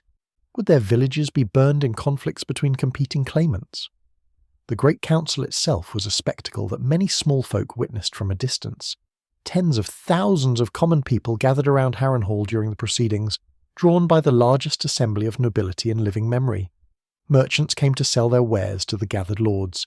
Innkeepers and brewers and bakers made fortunes feeding the crowds. Entertainers performed for nobles and commons alike. For some, the Great Council was an economic opportunity, a chance to profit from the gathering of wealth and power. But for others, the gathering was a source of anxiety. Such concentrations of armed men, even in peacetime, created risks. Disputes between different lords' retinues could spill over into violence. The sheer number of people strained local resources, driving up prices for food and other necessities. And underlying everything was the question of what the council would decide and what that decision would mean for the peace that had allowed common people to prosper. The immediate aftermath of the Great Council brought relief to the small folk. The succession had been settled peacefully. There would be no war between competing claimants. The stability that had characterized Jaehaerys' long reign would continue under Viserys. This meant crops could be planted with confidence that they would be harvested, that trade could continue without disruption, that children would not be orphaned by wars between nobles fighting over crowns and thrones. But the long-term consequences of the Great Council's precedent would fall heavily on common people. When the Dance of the Dragons came, when the realm tore itself apart in civil war over succession, it was the small folk who paid the highest price. Their villages were burned, their crops destroyed, their sons conscripted to fight in battles they did not understand for causes that did not benefit them. The decision made at Harrenhal in 101 AC, a decision in which they had no voice, would determine whether they lived or died, prospered or starved, decades into the future. The personal relationships between the key figures in the Great Council drama were complex and often painful. Rhaenys and Viserys were cousins who had grown up together, who had played as children in the courtyards of the Red Keep, who had been educated by the same maesters and raised in the same royal household. They bore each other no personal ill will. Yet they were placed in competition by circumstances neither had created, forced to become rivals for a crown that neither had sought in childhood. When Viserys became king, and Rhaenys remained a subject, their relationship continued but was inevitably changed by the difference in their positions. Viserys held supreme authority. Rhaenys, despite her royal blood and her powerful marriage, was subordinate to a man who had been chosen over her primarily because of his sex. Yet both maintained courtesy and respect, understanding that personal relationships could survive political disappointments if both parties chose grace over resentment. The relationship between Rhaenyra and her half-brothers, the sons Viserys had with Alicent Hightower, was more troubled. Rhaenyra had been named heir before these boys were born, had been raised as the future queen, had received oaths from the lords of the realm. Then her father remarried, had sons, and suddenly her position was threatened by younger brothers, whose very existence called her claim into question. The boys, particularly Aegon, grew up knowing that many at court believed they should inherit instead of their older sister, that precedent and custom supported their claims even if their father did not. This created resentment and suspicion that would eventually explode into open warfare. But in the years before Viserys' death, while the king still lived and could maintain some semblance of family harmony, the relationships were complex rather than simply hostile. Rhaenyra loved her father and wanted his approval. The boys loved their mother Alicent and were influenced by her beliefs about their rights. Viserys loved all his children and wanted them to love each other. These cross-cutting loyalties and affections made the situation more tragic, not less, because the people being forced into opposition were family members who might otherwise have cared for each other. The human cost of the precedent set at the Great Council extended through generations. Every woman born to a noble house after 101 AC grew up knowing that no matter her qualities or capabilities, she would be valued less than her brothers simply because of her sex. Every daughter who was passed over for inheritance, who saw her less capable brother receive lands and titles that might have been hers in a more just system, bore the weight of the Great Council's decision. Some accepted this as natural and inevitable, the way the world worked and had always worked. Others chafed against it, feeling the injustice of being judged by birth rather than merit. But whether they accepted it or resented it, they lived with its consequences, shaped by a decision made before they were born by men who had never asked their opinions or considered their interests. The Great Council had been about grand principles and political precedents, about succession law and the stability of the realm. But it was also about individual human beings whose lives were shaped by the choice that was made. Rhaenys, who bore rejection with grace. Corlys, whose ambition drove him to campaign vigorously for what he believed was right. Viserys, who struggled with the weight of having been chosen for reasons he knew were not entirely just. The children and grandchildren who would fight and die in civil war triggered by the precedent that had been established. These human stories, these personal dimensions of political decisions remind us that history is not just the chronicle of events and the establishment of precedents. It is also the accumulated experience of real people, individuals with hopes and fears and loves and losses, people who did not choose to be caught up in momentous events, but who faced them with whatever grace and courage and wisdom they could muster. The Great Council made history, certainly, but it also made grief and joy, disappointment and triumph, tragedy and dignity in the lives of those it touched.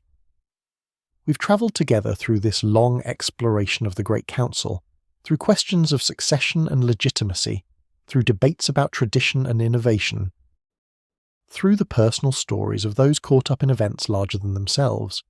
We've seen how a realm tried to choose its future through collective wisdom, rather than individual decree, how lords gathered and deliberated and voted, how a decision was made that would echo through the centuries in ways no one could foresee. We've witnessed Rhaenys' grace in defeat, the dignity with which she accepted what could not be changed. We've seen Corlys' passionate advocacy for what he believed was right, even knowing the odds were against him. We've understood Viserys' burden, chosen for reasons he knew were not entirely just, carrying that knowledge through a reign that tried to make amends. We've contemplated the weight of precedent, how choices made in one moment bind the future, creating consequences that ripple forward through time. And through it all, we've been reminded that history is human, that behind the grand chronicles and the legal debates are real people with real struggles, making difficult choices with imperfect wisdom, hoping for the best and often receiving something far different. The Great Council was an attempt to find peace through collective judgment, and it succeeded in its immediate goal even as it planted seeds of future tragedy. But that's for history to sort through. For you, right now, in this quiet moment, there's only rest and the gentle drift towards sleep. Let the story settle in your mind like snow falling softly on the godswood, each flake a memory of what we've explored together, covering the ground in peaceful white. The lords have voted, the oaths have been sworn, the future has been chosen, and now you can let it all go, can release the questions and the complexities, can simply rest in the quiet darkness. Wherever you are tonight, whatever burdens you carry, set them down for now. The realm can wait, the questions can wait. There's only this moment, this breath, this slow settling into peace. Close your eyes if you haven't already. Feel the weight of your body against the bed, the softness of the pillow, the warmth of the blankets around you, and now your watch is ended. Sleep well, friend. Sleep well.